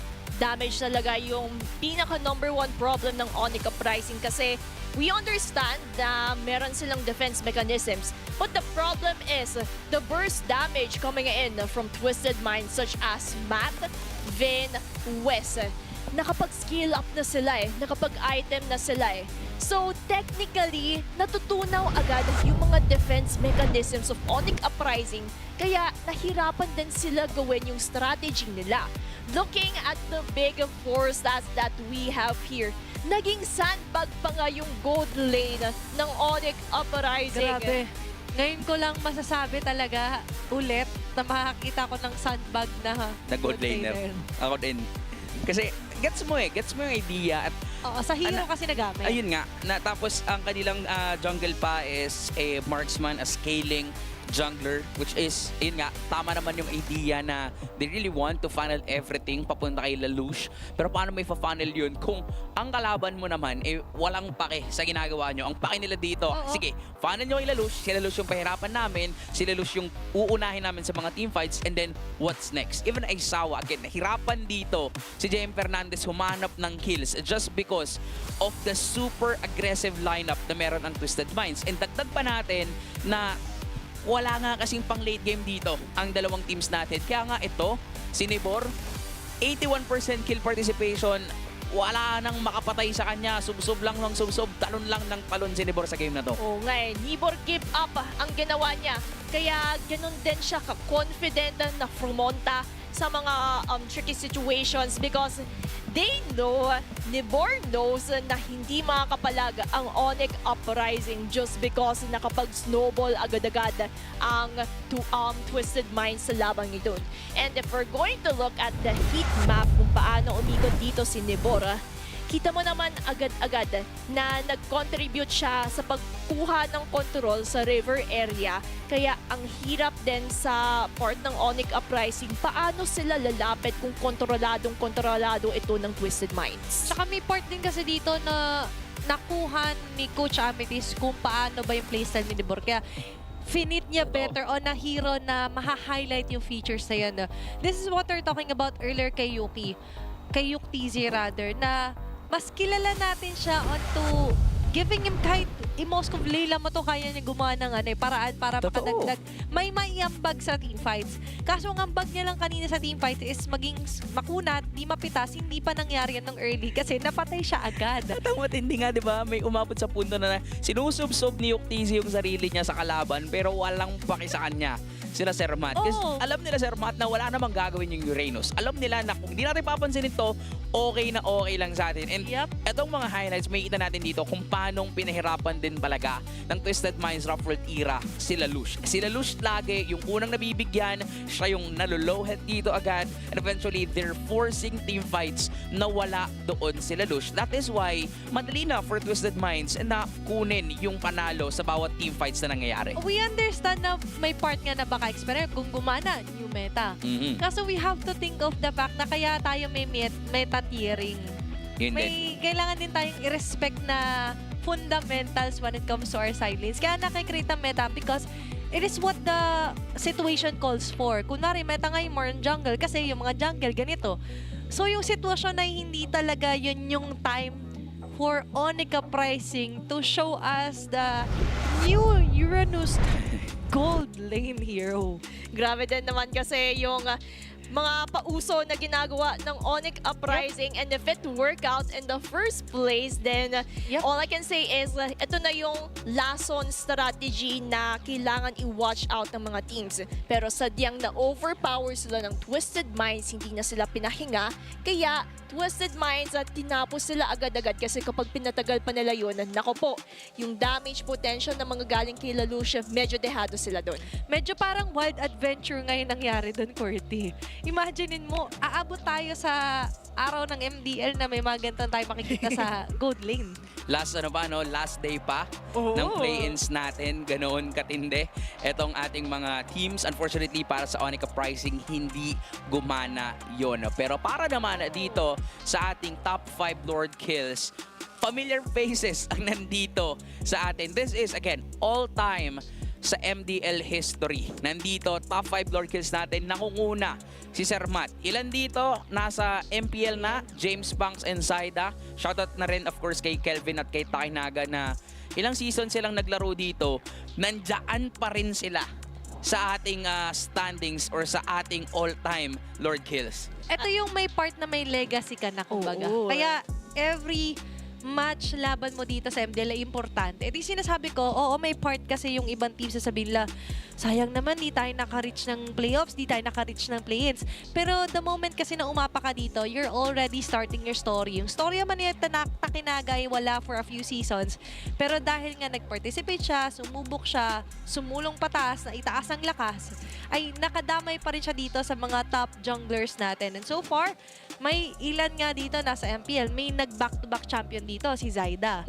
So baka sila na yun next. Kasi sa ngayon, Sir Matt is looking good with the top Lord kill score. Oo nga, top 1 siya currently. And dito na natin masasaksihan kung paano nila tinatatak yung pangalan nila sa history ng Nadagdagan na MDL. to, And plus pa sa mga upcoming games up ahead. Dahil dito din natin masusubukan kung paano sila nag-improve and their journey throughout MDL in all seasons. Yung adventure nila dito sa MDL was actually a huge and kumbaga gumagawa na sila ng history para sa atin. Kaya nga nakaka-excite na rin makita Sir Matt eventually, malay natin, mag-MPL siya ulit.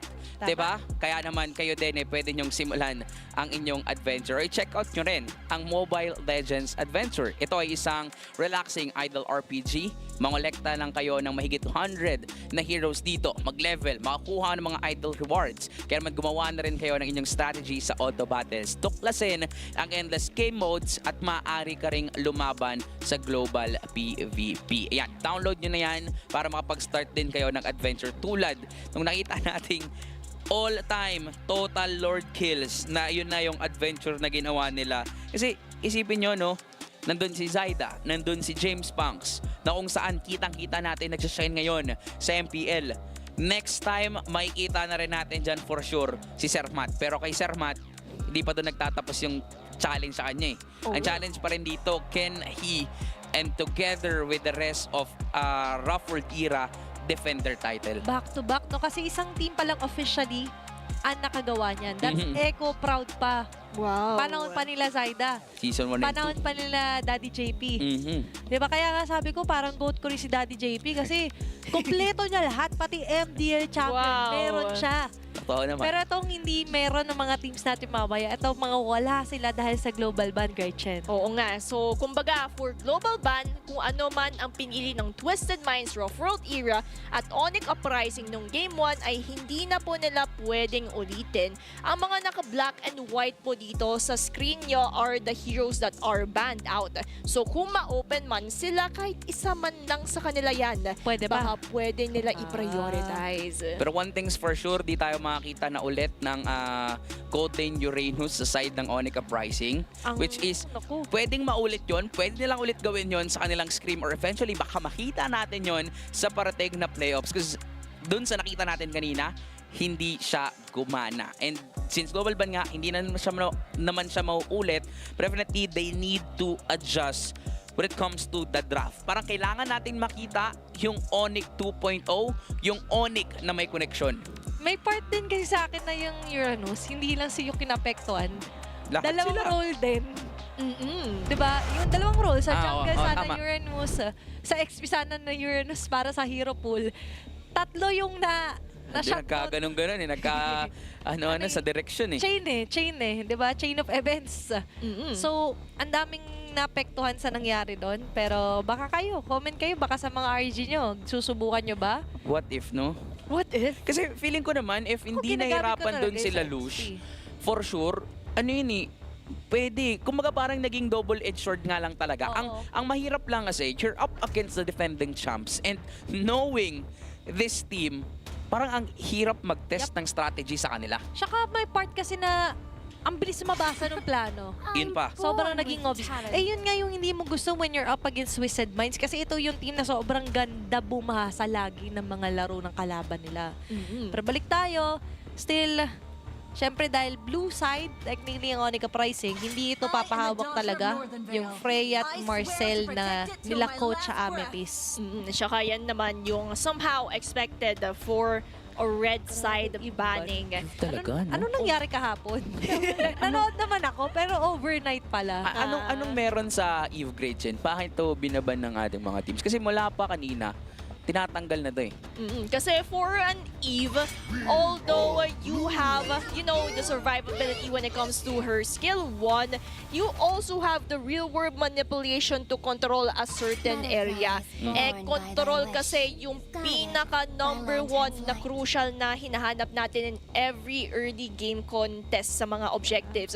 Kaya Eve is one of the heroes that can actually do that and has that survivability sa spammable niyang na skill 1.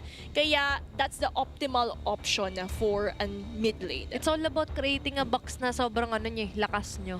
So, dahil nga wala yung Jushin at Eve, priority later on, rekta sila. Sabi kasi ni QWERTY, best pick ni Yuktisi, hindi na pinakawalan pa.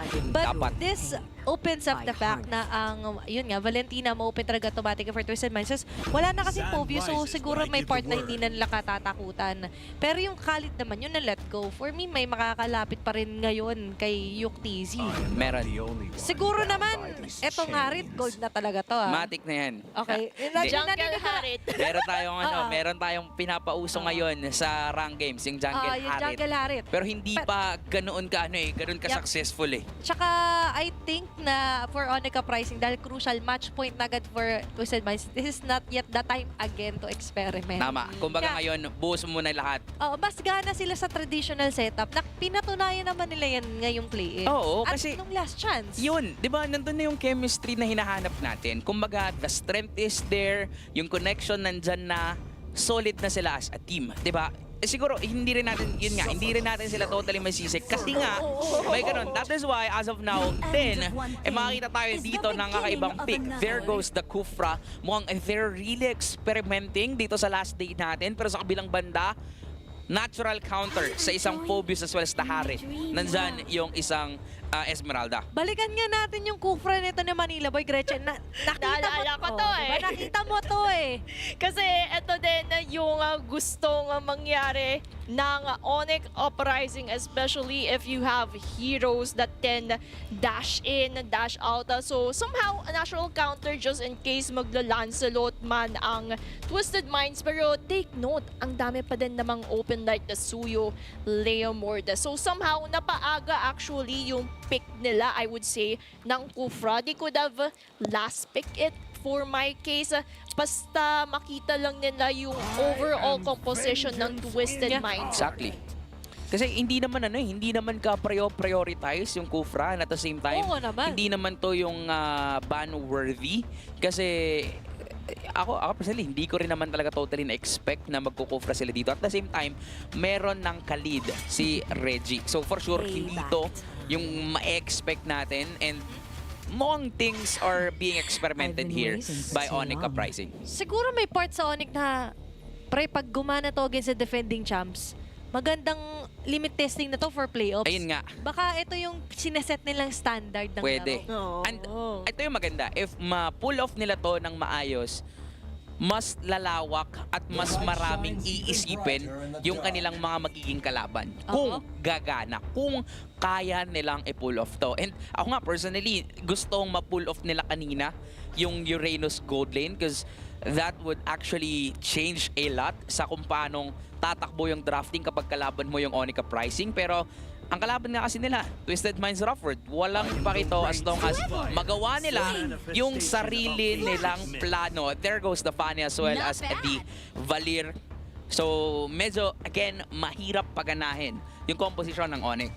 Kasi supposedly, you're going to use a Kufra against a Fanny to limit yung cables niya. Sinama. Pero sinama ng Onic Uprising sa composition ang Kufra. Hindi ako nananaginip, di ba? Hindi, totoo to. This is reality. Pero sa side naman ng Twisted Minds, yung kaya lang mag-limit sa movements ni Fanny would be the Khalid. So very tricky lang, I would say, for Twisted Minds kung mag-flourish ang Fanny. Not unless mang-invade agad ang Twisted Minds. Pwede. Especially for the purple buff na alam naman nating important sa isang Fanny para at least hindi ito makasnowball. Pag naka-Fanny kasi, parang isang paa mo laging nasa hukay. Kasi may purple buff, pupunta at pupuntahan mo yan. Tapos Leomord yung kalaban nyo, Khalid yung kalaban mo. Paano ka gagalaw? Baka mahirapan ulit sila Lush dito. And again, that Valier could be actually a help pa rin naman for Lelouch na tulak ni Aizawa. Tapos masecure mo yung purple buff mo. Ang problema lang kasi, ang daming ang pang-engage na meron dito ang Twisted Minds. And ako personally, hindi ako sanay na ganitong mga klaseng support utility mid laners yung nakikita natin for Aizawa. Sanay tayong makita siya doon sa killer instinct, killer mages. Pero tignan natin if mau-pull off na to ng Onic Uprising as we're heading on sa second game for the last series of the play-ins. Kaya naman si Reggie, look at that. Ito na. Papasok, magpapakita agad dito sa purple buff because he knows the purple talaga yung uunahin ng isang Fanny. And yan naman kasi yung natural instinct, I would say, of every Fanny user. That's why Reggie already knows yung kanyang rotation. Pero magpapakaba lang muna dito si Reggie. Okay. Ito yung sinasabi. Tsaka pag may malapit kasi, di ba? Na nakikita naman natin, ito kaya sabi ko kanina na hindi mo sana gusto, pero given na nag-Fanny kasi ang Onic Uprising, alam mo ganda ni MRW ilang kilite dito kung paano nila pipigilan eh. Yep, makikita natin dito, manggugulo talaga. Yun, tumulak sa Aizawa. So for sure, itutuloy lang ni Reggie yung panggugulo niya dito. Nakita niyang tumulak, hindi siya tinamaan. Therefore, forcing the flicker against Aizawa. Lelouch, wala pa, hindi pa. Pero kailangan nilang mapagana to. Again, Fanny, kapag nakakuha to ng momentum sa early game, okay naman to para sa isang Fanny. And yan din naman kasi kailangan nilang ingatan, just like what is happening here, wherein continuous pokes are being witnessed from both of the teams. Yep. Right now, all I can say is for Twisted Minds, Onic Uprising, if they want to have an advantage point as a Turtle, first they have to prioritize having level 4s para at least makarangkada sila. Siguro may part din na Lelouch may sariling mundo muna. Parang ginawa ni Ryzen. Totoo. Kung di gagana ng harapan, split push. Kung di gagana ng split push, backdoor. Pero sobrang tricky kasi nun. Kailangan mo ng sobrang galing na pangyayamot dito sa TMRW para mapagana. Pero ngayon, predicted ni Reggie na dito magagaling si Lelouch. Kaya halos siya mismo ay mapapagana na pilikera pa ni Vin. Ginaya pa yung Fanny mismo. And that's going to be a turtle plus a first blood kill para sa TMRW. Ibang klase rin talaga si Vin. Dash in, kopya ng ulti, sabay kill against Lelouch. Pero that everything happened and made possible because of Reggie din. Yup. Dahil si Reggie right now, kita mo naman na after that turtle, post-turtle punish, they already know what to expect for Onic Uprising, which is to always prioritize the purple buff just because a Fanny is going for that direction.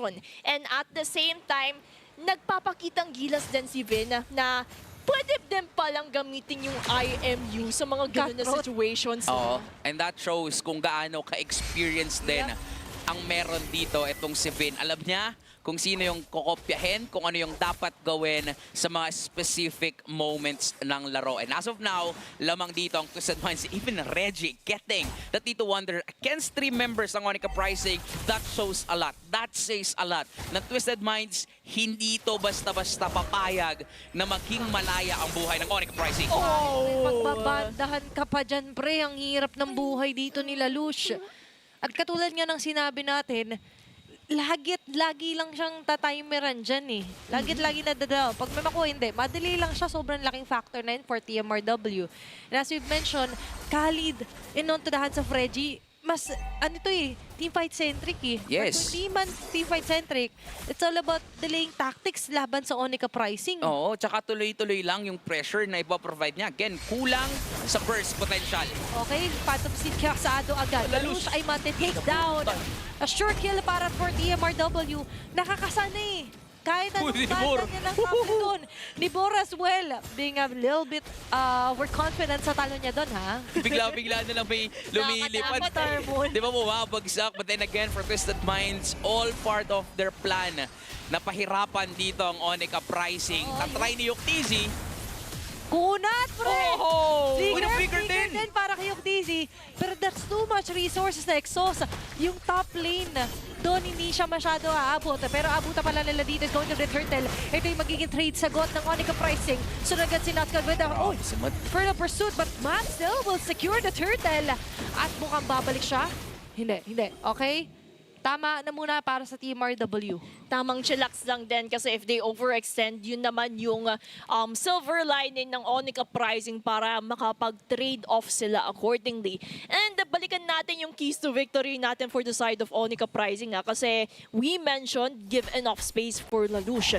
Pero what if hindi binibigyan ng espasyo ng Twisted Mice Kaya ito si nga. Lelouch? Kaya ito yung nagiging resulta right now for the side of Onic Uprising. That's why for Manila Boy, Aizawa, and even Natsgod, they need to step up in order for Lelouch to form accordingly.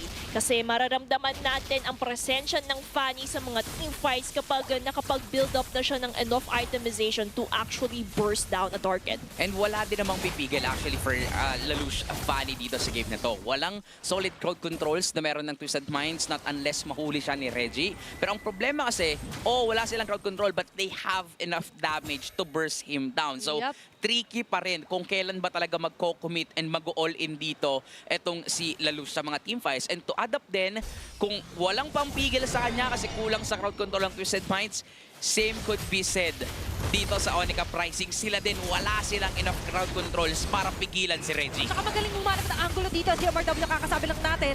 Napakagandang angulo. Talo na agad si Nibor with the Falling Star Moon. Kukonekta yung mga Starlight dances niya dito sa Onic Uprising.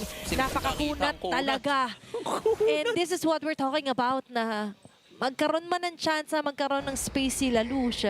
Pero dahil delayed na sila in terms of forming sa kanya, parang kinakagat lang ng langgam yung damage siya dito sa TMRW. Sino si Reggie? na naman. Paulit-ulit lang. Attendance check. Wait, naku. Present. Hindi naman niya nakuha. Hindi Diba? niya nakuha. May retry dun sila Lelouch pero hindi niya ginamit. Pero yung turtle, nandito na at nauna na ang Twisted Minds. Okay, pinangunahan agad dito ni Devore pagtalon. Manila Boy, nang alahati agad ang buhay. Baby Bouncing Boy. Sabi nga nila gender reveal.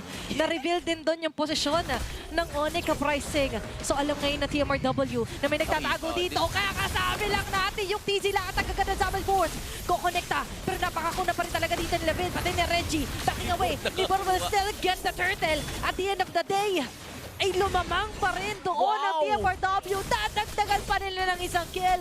That's Manila Boy falling down. Nibor versus everyone. Kahit anong gawin ngayon ng Onic Uprising, hindi pa enough yung firepower para pigilan ng TMRW. Ito din yung magiging tanong na kailangang sagutin ng Onic mamaya. Sinong papatay kay Nibor sa lineup na meron ng Onic? Sino nga ba? Kasi looking at the lineup of Onic, it seems like the evident answer would only be Lelouch, Yuktizzy. But the problem is, how can they actually burst down an Esmeralda who was able to snowball na agad-agad? They already have that itemization para maramdaman natin na sinasayawan ng siya ng isang Esmeralda sa isang team fight initiation, and that would be the tricky situation of Onic Uprising. Siguro ang papatay, turret. Pag Ayun nga. bumabad siya. Kung ganoon, Oo. kung magiging maganda halimbawa yung setup dito ni Manila Boy, pwede. 'Di ba? Kaso parang ang hirap nun. 'Di ba? Ang daming stars na kailangan mag-align para magawa mo 'yun. Kailangan pumanig ng tadhana sa'yo para magawa niyo 'yun. Ma-pull off niyo yung ganoon. Because as of now, Onic Uprising cannot pull this off. Yung mga experimentations na ginagawa nila, hindi nila napapagana sa ngayon. Siguro nga, preparation to, entering the playoffs. Pero ito din kasi yung time for Twisted Minds na kunin ulit yung momentum on their hands. Na para bang dahil natalo sila ng 2 beses, natalo sila sa Dewa United, natalo sila sa RyX Rock nung nakaraan, this could be a statement na babawi at babangon pa rin sila. Kailangan nilang bumawi because right now, West agad ang mahuli nila. Pero kaya pa yara pa. Baga. Hindi na. sinakop ng apoy dito ng Onic Uprising at TMRW, pumapalag pa rin si Nuts God. Wow. Delikado man yung naging sitwasyon pero nagawa ng magandang anggulo dito ng Onic Uprising. Yung pa rin kailangan nila. Kailangan lang nila ng babad. Kaso nga lang, ibang factor kapag sumama kasi si Nibor. Malayo din kasi si Nibor Ay, si Yuk! Oh, no! Easy, napapaligiran. Close proximity. Delikado, inabsorb lang lahat ng shield. Dami mong shield! Ang Takbo hirap na! nito! Tatakbo siya with the flicker as well! Pero malalagay sa langanin yung buhay ng mga nagligtas sa kanya. Manila mo yung Aizawa, nagpupukod. Pero titikitan ng isto. Dito nila ni Bor. Wala na yung rumor para sa Onic Uprising. Lalush and Nuts God going all in. Pero napakasakit talaga ng abang. And it's going to be a kill again para sa Twisted Minds. Ang ganda na sana ng panimula ng Onic Uprising. Paano sila bumawi? Pinatay nila si Wes. Pero mas naging maganda yung counter punish dito ng Twisted Minds. At mukhang itutuloy pa sa gitna. Okay, makakasayaw si Yuk. Pero tanging atake ngayon dito is going to be Nibor falling down. Kahit pa paano, sabi ko sa'yo, kailangan nila ng katuwang na tore. Ay, babawi! Ngayon, kaso nga lang bumawi agad dito. TMRW, wala na mga skills set din sila Aizawa at TC. Kaya kailangan nilang umatras and right on cue. Kaya pala lahat ng yun ay ginawa nila dahil may Lord na makukuha si Sarmat. Everything is a diversion. Everything is part of the plan for the side of Twisted Minds. They were able to punish the members of Onic Uprising, especially highlighting Yuktz doon, no? Kasi na-spot on siya sa top lane, kaya na-punish off siya accordingly at madami pa yung naging biktima doon para lang makatakas si Yuktz. But at the same time, yung Twisted Minds was able to really amplify the situation on their favor dahil nakuha nila yung Lord, nakuha nila yung mga needed team fights, nakuha din nila tong mid-turret. Mas malaki na yung kalamangan na yun ng Twisted Minds in terms of control. Even si Vin, parang malaya siya dito kung ano yung trip niyang kopyahin. Ayun o, naka-ulti siya dito ng isang Phobius because he knows enough naman yung sustainability, enough yung pressure. Enough Mas lahat. makakadagdag pa sa pressure kapag yung ulti nga ng Phobius yung kopyahin niya. Yung Lord, nagmamarcha sa taas, nag-commit na si Yuktz dito ng ulti, pero tila ba lalayo lang ang Twisted Minds sa may pasok ni Nibor. Okay, ngayon ang Onic Uprising, they take advantage na yung Lord na hindi pa naman sumasagasa totally doon sa torre na sa may bandang taas, pero inevitable, may pipilit pa rin to na TMRW na maidiketa para unti-unti pa rin nila sana mapasabog yung torre, pero hindi. Intact pa rin yung Holy Shield, yung Holy Blessing doon sa top lane ng Onic Uprising. Pero ito, inevitable na talaga. Nakapasok ng gustong wave na dala-dala ng TMRW. At nandito ulit tayo sa punto ng Twisted Minds. They're the one in control and slowly but surely gusto nilang palakihin yung control dito. 5K going into 6.7. Habang tumatagal yung laban, pumapabor talaga ang tadhana sa Twisted Minds. And at the same time, for the side of Onic Uprising, nakakabawi pa naman sila ng itemization kahit papano. Dahil for the side of Lalush, meron na siyang 3 crucial items for a Fanny, pero papasok si Manila Boy. Okay, risky play. Parang stretching na meron si Manila Boy. Pero katulad nga na sinabi natin, hindi enough yung kits. Nag-item check na, nag-Gretchen lahat. Pero tila ba para sa Onic Uprising, ang di rin kasi na check yung realidad na hindi nila afford yung ganitong kalalim na mga plays. Oo, ang hirap din kasi. Parang may masetapan si Manila Boy, pero saan magagaling ang damage nyo? Ito, magagaling pala sa TMRW yung that much damage. Kabaliktaran sa gusto man nila mangyari. At sinabi ko kanina, ang pwedeng gawin ng Fanny is magmalarizen. Pwedeng yung split push. Kaya ngayon, tila sila naghahabol. Yung TZ, meron pa rin naman siyang pwedeng i-puwersa ng Zaman Force dito.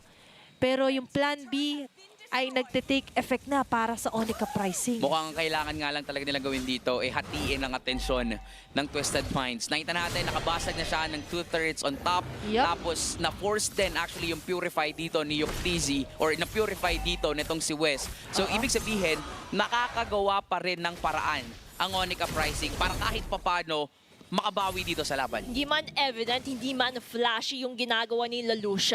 Pero macro pressure-wise, it is going in favor for the side of Onic Uprising. Look at the top lane, unting-unti niya na nakakalbo. And it's also important for them to push it. Pero nasagutan agad yan TMRW. Kinlear yung wave agad doon. Ni Reggie. So kinat. So hindi pwedeng gagawin doon ni Lalush. Kailangan nilang umabat dito. At sinibor na napakatama sa pinakaharap. Tapos lahat ng shield dito for Onic Uprising. Aizawa papapatas. Pero kahit ganoon, abot na pa rin sila dito ng West with the Blazing Duet. Lahat ng mga bala pasok sa going to be a wipeout and a triple kill para kay Vin. At ito ang lakas ng defending champs. Mukhang endable ng hayata. Mukhang gusto nilang tapusin ang play-ins natin, ang last day ng play-ins with a win. Coming in strong, finishing it strong. Ito ang gusto patunayan sa atin ng defending champions as they secure a sweep laban sa Onic Uprising. Ito ang puso ng kampyon. Ito ang lakas ng defending champs. Natalo man noon pero panigurado ipapawi sa mga susunod na laban. 2-0 sweep kontra sa Onic Uprising. Mukhang magiging maganda yung mga parating na laban na pwede nating ma-expect sa playoffs. Grabe. Good game. Well played for the defending champions. Very dominant. And katulad nga na hina-highlight natin earlier on, hindi talaga makahinga ang Onic Uprising sa mga initiations na yun. And grabe din naman kasi yung pressure na dinadala nila. Kaya yung Onic Uprising hindi din nakakasagot sa mga ganun na mga moves. Exactly. Gumawa man sila dito ng ilang mga macro decision and macro plays pero hindi yun naging enough para makabawi dito. That is why Twisted Minds will end the play-ins with a sweep. Mukhang magiging boost of momentum na naman to para sa ating defending champs. Meanwhile for Onic Uprising, kitang-kita naman natin dito na nagkaroon sila ng experimentations. Mula pa sa game number 1, nakita tayo ng Gold Lane Uranus. Ngayong game 2, mukhang naglabas din sila ng mga hindi natin totally nakikitang heroes, specifically Lelouch, Fanny. Parang ngayon nagtatry talaga sila na may paganahin. Ito talaga yung masasabi natin na slam dunk Hindi yung pinapanood natin simula Lunes hanggang Biyernes Pero kasi slam dunk in terms of everything. Objective, net worth, and kills. TMRW already got this in the bag the moment na disturb lagi si Lelouch. Plus they've managed to make it happen na malaya lagi si Nebor at Reggie na makapanggulo buong game laban sa Onic Uprising. Nanggugulo lang talaga sila And yan din naman yung commendable for Reggie and Nibor. Hindi makahinga si Lelouch. Parating meron siyang security guard, spy, para ma-witness kung paano nga ba gumalaw yung Fanny na ito. Kaya when it comes to team participation, it also reflected kasi paano ba siya magpa-participate in the first place kung nilalimit din ng Twisted Minds kung paano siya magpo-contribute there. Kaya macro pressure na lang din ang kaya niyang gawin for that. Exactly. Wala silang magawa kundi mag-macro. Wala silang magawa kundi mag-DS sa ginagawang pang-bubrusko sa kanila and domination ng Twisted Minds Rough World. To adapt din kung bakit ganito kadali ang buhay ng mga miyembro ng Twisted Minds is because of the natural counter ng Esmeralda sa mga heroes na meron dito ang Onic Uprising. Kaya naman ang naging carry pa natin dito, surprisingly, is actually Nibor. Diba? Normally, sandbag to. Normally, tayo mag-soak up ng enough damage but because of the absence and lackness of the damage na pwedeng manggaling sa Onic Uprising, madali lang sa kanya para sayawan ng Onic Uprising sa game na to. At dahil dyan, bigyan natin ng 3 bagsak si Nibor. Sana Kasi narinig puro niyo. bagsak ng Falling Star mo nang ginawa niya doon sa Onic Uprising. Carry man siya, but all in all, what a great way to showcase yung skills din ng, sabi natin, draft composition. Kasi for me, importante rin na acknowledge, sabi ko nga fundamentals, stick to what we know best, pangontra dun sa Harit, at pangontra din sa Kufra. But all in all, ito talagang hindi na kontra for game number 2. Grabe to. Si Sir Matt talaga ang naging MVP kasi yung space na binibigay ni Reggie, yung space na binibigay ni Nibor, yan din naman yung kinakapitalize ni Matt. Yep. Kaya libre siyang nakakakuha ng objectives, libre din siyang nakakakuha ng kailangan niyang gawin para at least ma-widen yung gap between Onic Uprising. Samahan mo pa ng emblem na Marksman, which by the way is the newest buff right now, the new meta when it comes to the Leia Mord. Kita naman natin when it comes to this heat map na tingnan mo, libreng-libre siyang nakakapunta sa mga kailangan niyang puntahan without any hardships just because of the space that was given to him by Reggie and Deborah. Yun nga, parang sobrang dali ng buhay dito ni Sir Matt. At the same time, kung mahirapan man siya, nagagalawan din kasi alam niya na walang pipigil sa kanya. Ilang beses man silang matalunan ni Manila Boy using the Kufra, alam din nila na wala namang papatay sa kanila. Again, kulang na kulang yung damage output dito ng Onic Uprising. Pero para sa Twisted Minds, this is a statement once again sa kanila. Mukhang nagiging maganda yung pagbangon nila after losses na naramdaman nila dito sa MDL. It's all about ending the regular season / last chance qualifiers / play-ins on a high note. Kasi tatlong stages totally yung napagdaanan natin before we head out onto the playoffs. And dito natin masasabi na even if teams already got stronger, ang TMRW hindi sila tumigil din sa kung ano meron sila from Season 6 now to Season 7. There are some hiccups along the way, but it's how they manage. Sabi nga natin, ito yung most improved team din so far ngayong play-ins, pero nagawa nilang isweep. And that's a huge statement na iiwan sa atin ng TMRW. And we're also gonna be expecting Twisted Minds Rockford era na nandun sila sa best form nila sa pagpasok ng playoffs. Kasi after losses, pinaramdam naman at pinakita naman nila dito na kaya nilang mag-bounce back. On the other hand, for Onic Uprising, we should expect them kung ano nga ba talaga yung Onic na nakita natin sa pagpasok ng play-ins. Kasi maganda na yung Onic na pumasok ng play-ins eh. They have the chemistry, they have the skills, pero kanina kasi literal na nag-experiment sila. Kaya minsan kasi kahit sa thesis, kailangan may sample eh. Titingnan muna nila kung napatunayan ba natin dito tayo na mag-work best. Will this fit us best? And moving forward, I think that's a heavy lesson to be learned dun sa naging sweep laban sa kanila. And it's really important to carry those lessons moving forward sa upcoming playoffs natin, since everything would matter the most. Every effort, hardship, sacrifices that you did in order to survive the regular season would matter sa magiging playoffs result natin. That is it para sa ating day number 3 ng play-ins. Ito yung last day natin pero hindi pa tayo nagtatapos. Magbabalik ang MDL Philippines Season 7. Abangan nyo to.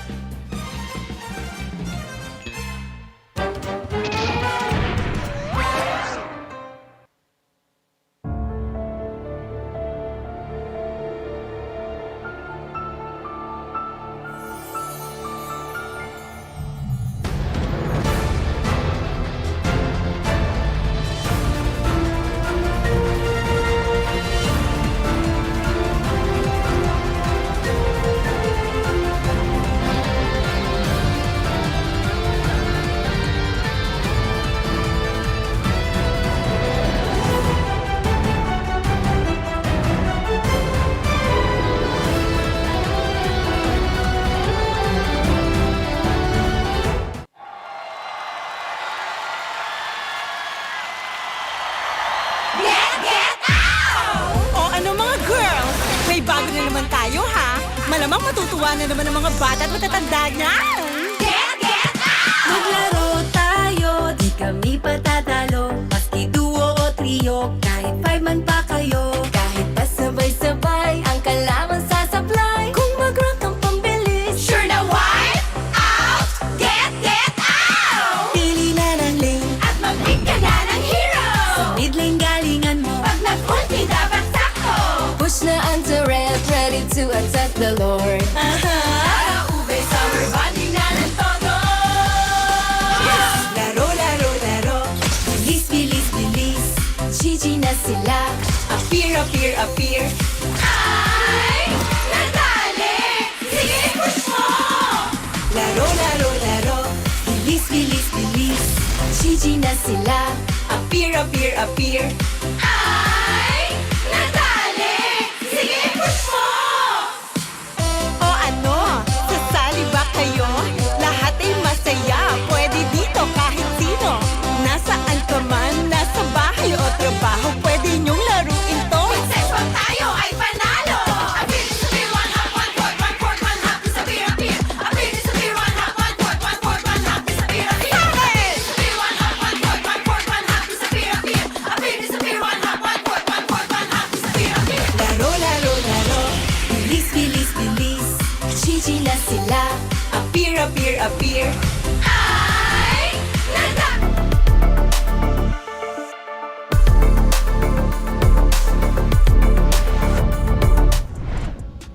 At tayo nagbabalik dito sa MDL Philippines Season 7. Kami pa rin nasama nyo, Qwerty, Athena, and Gretchen. At sabi nga namin sa inyo, hindi pa tayo tapos. Bakit? Kasi if you guys are wondering, Bakit? Nay, ano ang mangyayari sa ating playoffs? ano po mangyayari sa playoffs? Mamaya, explain natin. Mamaya. Alam ko, excited na rin kayo. Sino nga ba yung magkakatapat-tapat? Ano ba yung mga dapat nating abangan? Mamaya, may kita natin yan. Pero kayo, you can achieve non-stop victories made possible with the Realme 16 Series 5G. The Realme 16 Series 5G is equipped for high-performance, competitive gaming with fast charging and a long-lasting battery, all in a body that's easy to grip for long hours of grinding. Play smoother, react faster, and hit your opponents harder. Stay tuned because more game-changing surprises are about to drop. At grabe naman talaga yung mga laban na matutunghayan natin. At natunghayan natin, pero one thing stays consistent. Comfort that keeps you locked in. Powering setups here in MDL Philippines is TT Racing Philippines, the trusted global workstation, partner of gamers, creators, and champions. Kaya kung gusto nyo ng comfort, check out nyo na ang TT Racing. And also, you can secure tickets to MPL Philippines this weekends. Kaya naman manood kayo live para sa inyong mga sinusuportahang teams. Buy your tickets at www.ph-mpl.com/ticket. Kung gusto nyo maka-discount, gamitin nyo ang aming mga code. Yan. MPL PHS17 Next Athena, garapalan na to. Or pwedeng QWERTY din, ex-QWERTY din, Or di ba? Gretchen. Diba? Mamili kayo. Pare-pares lang yan, mabibigyan kayo ng discount sa inyong tickets. Yan, and speaking of discounts, etong gagawin natin walang discount Ay, dito. bakit? Ano yan? Kasi lahat tayo dito ay panalo. Pero ang magiging tanong sino nga ba ang magkakatapat-tapat sa parating na playoffs? Bakit ba natin ginawa tong play-ins? Ano na ba yung mangyayari? Feeling ko, it's time. Dahil hawak ko ang bola ng kristal. At ito po, ang nilalaman nito ay dalawang papel. Ayan, dalawang papel lang. Di nyo makikita. Ay, dalawang papel. Ito ang nanalo kahapon at merong 2-0 standing dito sa play-ins. Ibig sabihin, sila ang ating semi-finalist agad-agad. So, sino nga ba yung dalawang to? Sir QWERTY, so bali po, bakit po magbubunatan yung dalawang 2-0? So, ibubunot natin to para malaman natin kung saan sila nakapwesto. Kung semifinals 1 ba o semifinals 2. So, Okay, feeling malinaw ko, po. huwag na nating patagalin pa. It's either Marshall Mayhem or Aurora Hunters lang naman to. So, feeling ko, bunot na yun. Sino gusto mauna? Bato-bato, pick muna Okay, kayo. Bato, pick! Okay, una si Gretchen. Una ka. Una. Ikaw nanalo. Gusto mo ba ikaw una o siya Sige, una? ako na. Bubunot si Gretchen. At kung anong Ay, hindi matira. siya titingin. Pero wag mo Hindi muna kami bubuksan titingin. ha. Okay. Mix ko pa yan kahit dalawa lang So, yan. linawin mo ulit. Ang unang mabubunot, si Nasa semifinals 1. Semifinals 1. Semifinals 1, okay. Wag mo muna buksan. Di ako Kunin mo na titingin. rin yung pangalawa. Tapos sabay ka. Hindi, buksan mo na yan. Ay, buksan Para na. hindi malito yung mga tao. Okay, first team. Sa semifinals, Aurora Hunters. So, Sir QWERTY, official na. Sila ay nasa taas. Ayan, ito yung standings tuloy. Ito yung playoffs bracket natin. Yun. Yon. Panis. Ano Boom. yan? On time. And damang nakalagay agad ang semi-finalist natin, Aurora Hunters. And for sure, yung isang natira Ay. would be no other than Marshall Mayhem TM. ayan, di ba? On time yan. Sa On time na pagbalik on time. guys, makikita nyo na legit live draw po ang ating ginagawa to ensure yung integrity and fairness for all of our teams na kasali, especially sa ating playoffs. Tama, 'di ba? So, meron nang naka-advance sa semifinals again, Aurora Hunters at Marshall Mayhem. Tas ngayon naman, sa pagbabalik dito sa atin, hawak ko naman. Wait Hindi lang, yung beat ha. Ito, pakita lang natin Ito, para... transparency. Totoo. Transparency. Ayan. Ayan, bababa Marshall na Mayhem namin. at Aurora Hunters. Itong hawak ko naman, Ano po yan, Sir ito Courtney? yung mga nanalo kanina. So, ang mga nanalo po, quick rundown. Quick rundown is no other than ang... Teka, sino nga ba nanalo? Twisted. Oh, tsaka... Tsaka sa first series. Sa first series, RyX Rock. Oh, RyX Rock. Okay, nakalimutan ko na Kasi sa dami na nangyari. nag-game 3 kasi. Oo nga, ang haba eh. Feeling ko 12 games eh. Oo nga Diba? eh. So, to be fair, kung sino ang maunang makuha, siya yung nandun din sa unang round 1. Sa pangalawang bracket bago semis. Yan. Yan. Okay? Oh. Game? So, since ikaw na yun na kanina, Ako naman. ikaw naman. Halo-halo. Ay, na-shoot yung ba yung kamay ko? Tama. Para bang wala ang hawa kasi dalawang. Oh, Gretchen, pahawak na rin ito. Okay. Okay? Hindi ko tinignan Okay. Pwede ko na bubuksan, Sir Sige Courtney? po, game. Pwede na. Okay. Ang una sa taas is going to be RyX Rock. Yan, marami RyX Rock. And, official na. Pwede mo nang buksan din yun sa'yo, Gretchen. and second, Twisted Minds Rough World Hero. Okay. Kompleto na yung sa taas at baba. Na Okay. third and fourth. Tama. Tama. So, ito naman kung sino ang makakalaban. Feeling ko at hinawakan mo na yan. Hawakan mo na rin, wag mo na Okay. rin ibaba. Tapos, ito yung kanilang makakalaban. Okay? Ay, unang bunot ulit. Yung unang bunot, makakalaban ni RyX Rock. Yung pangalawang bunot, makakalaban ni Twisted Mind. So, Okay. wag na nating tong patagalin pa. Bunutin nyo na. Baka bunutin pa ng iba. Oo. Oo Tas, nga eh. wag kayong mag-alala. Ipapakita naman namin sa inyo yung updated bracket natin. Kung nahihirapan kayo, i-zoom. Yes. Okay, sabay natin buksan, Gretchen. Baba ko muna saglit. Hindi, sige, hawakan ko to. Oh. Ayan, sige. Ikaw, bahala ka na sa buhay mo. Hindi ka puti. Okay. 1, 2, 3. Ang makakalaban ng RyX Rock is going to be TNC Volts. Rematch na naman. Grabe. Sa akin naman, Onic Uprising. Versus. Twisted Minds. So yan, okay na. Lock and loaded na yung ating bracket para sa parating na playoffs. Na para bang hindi tayo nag-draw. O magiging madugo ang laban natin. Yun naman pala. Preview naman pala to ng day 1. Itong play-ins day number 3 ay preview ng ating quarterfinals pero magkakaroon ng pagbabago dahil best of 5 yung ating mga matches sa quarterfinals, semis at magiging best of 7 sa parating na finals. Parang ano Ito yung legit na preview ng playoffs. Legit. Today pala yung playoffs episode 1. Ang galing nyo bumunot ha. Galing nyo Salamat. bumunot. Thank you Nagbato-bato pick sila guys ha para alam kung sinong bubunot which is which. Pero ito na nga yung updated playoffs bracket natin. Nagaganapin ang playoffs sa Secret. Huwag kayong mag-alala. Huwag kayong mag-ayo, of course, sa ating social media accounts. And that is it para sa ating regular season mula group stage, last chance qualifiers to play-ins at nakita nyo naman yung updated bracket natin. Final thoughts bago natin literal na tapusin at isara ang regular season ng MDL. Ito legit ang pinakamainit na season ng MDL. At nakita ko talaga dito na buhos ng maigi at nasaliksik na maigi yung mga teams sa pasok sa playoffs. And this season talaga proves how much the MDL has continuously improved ever since season 1. Napakaganda ng mga performances, napaangat ng mga teams kung ano ba yung definition na maging MDL team ka. Kaya nga nakaka-excite ng makita kung anong mangyayari sa parating na playoffs. Sino nga ba ang magiging kampiyon natin ngayong season? Kami nakasama nyo, Perty, Athena, and Gretchen sa ngalan ni RH, Prof. at Santi. Magkita-kita tayo sa parating na playoffs.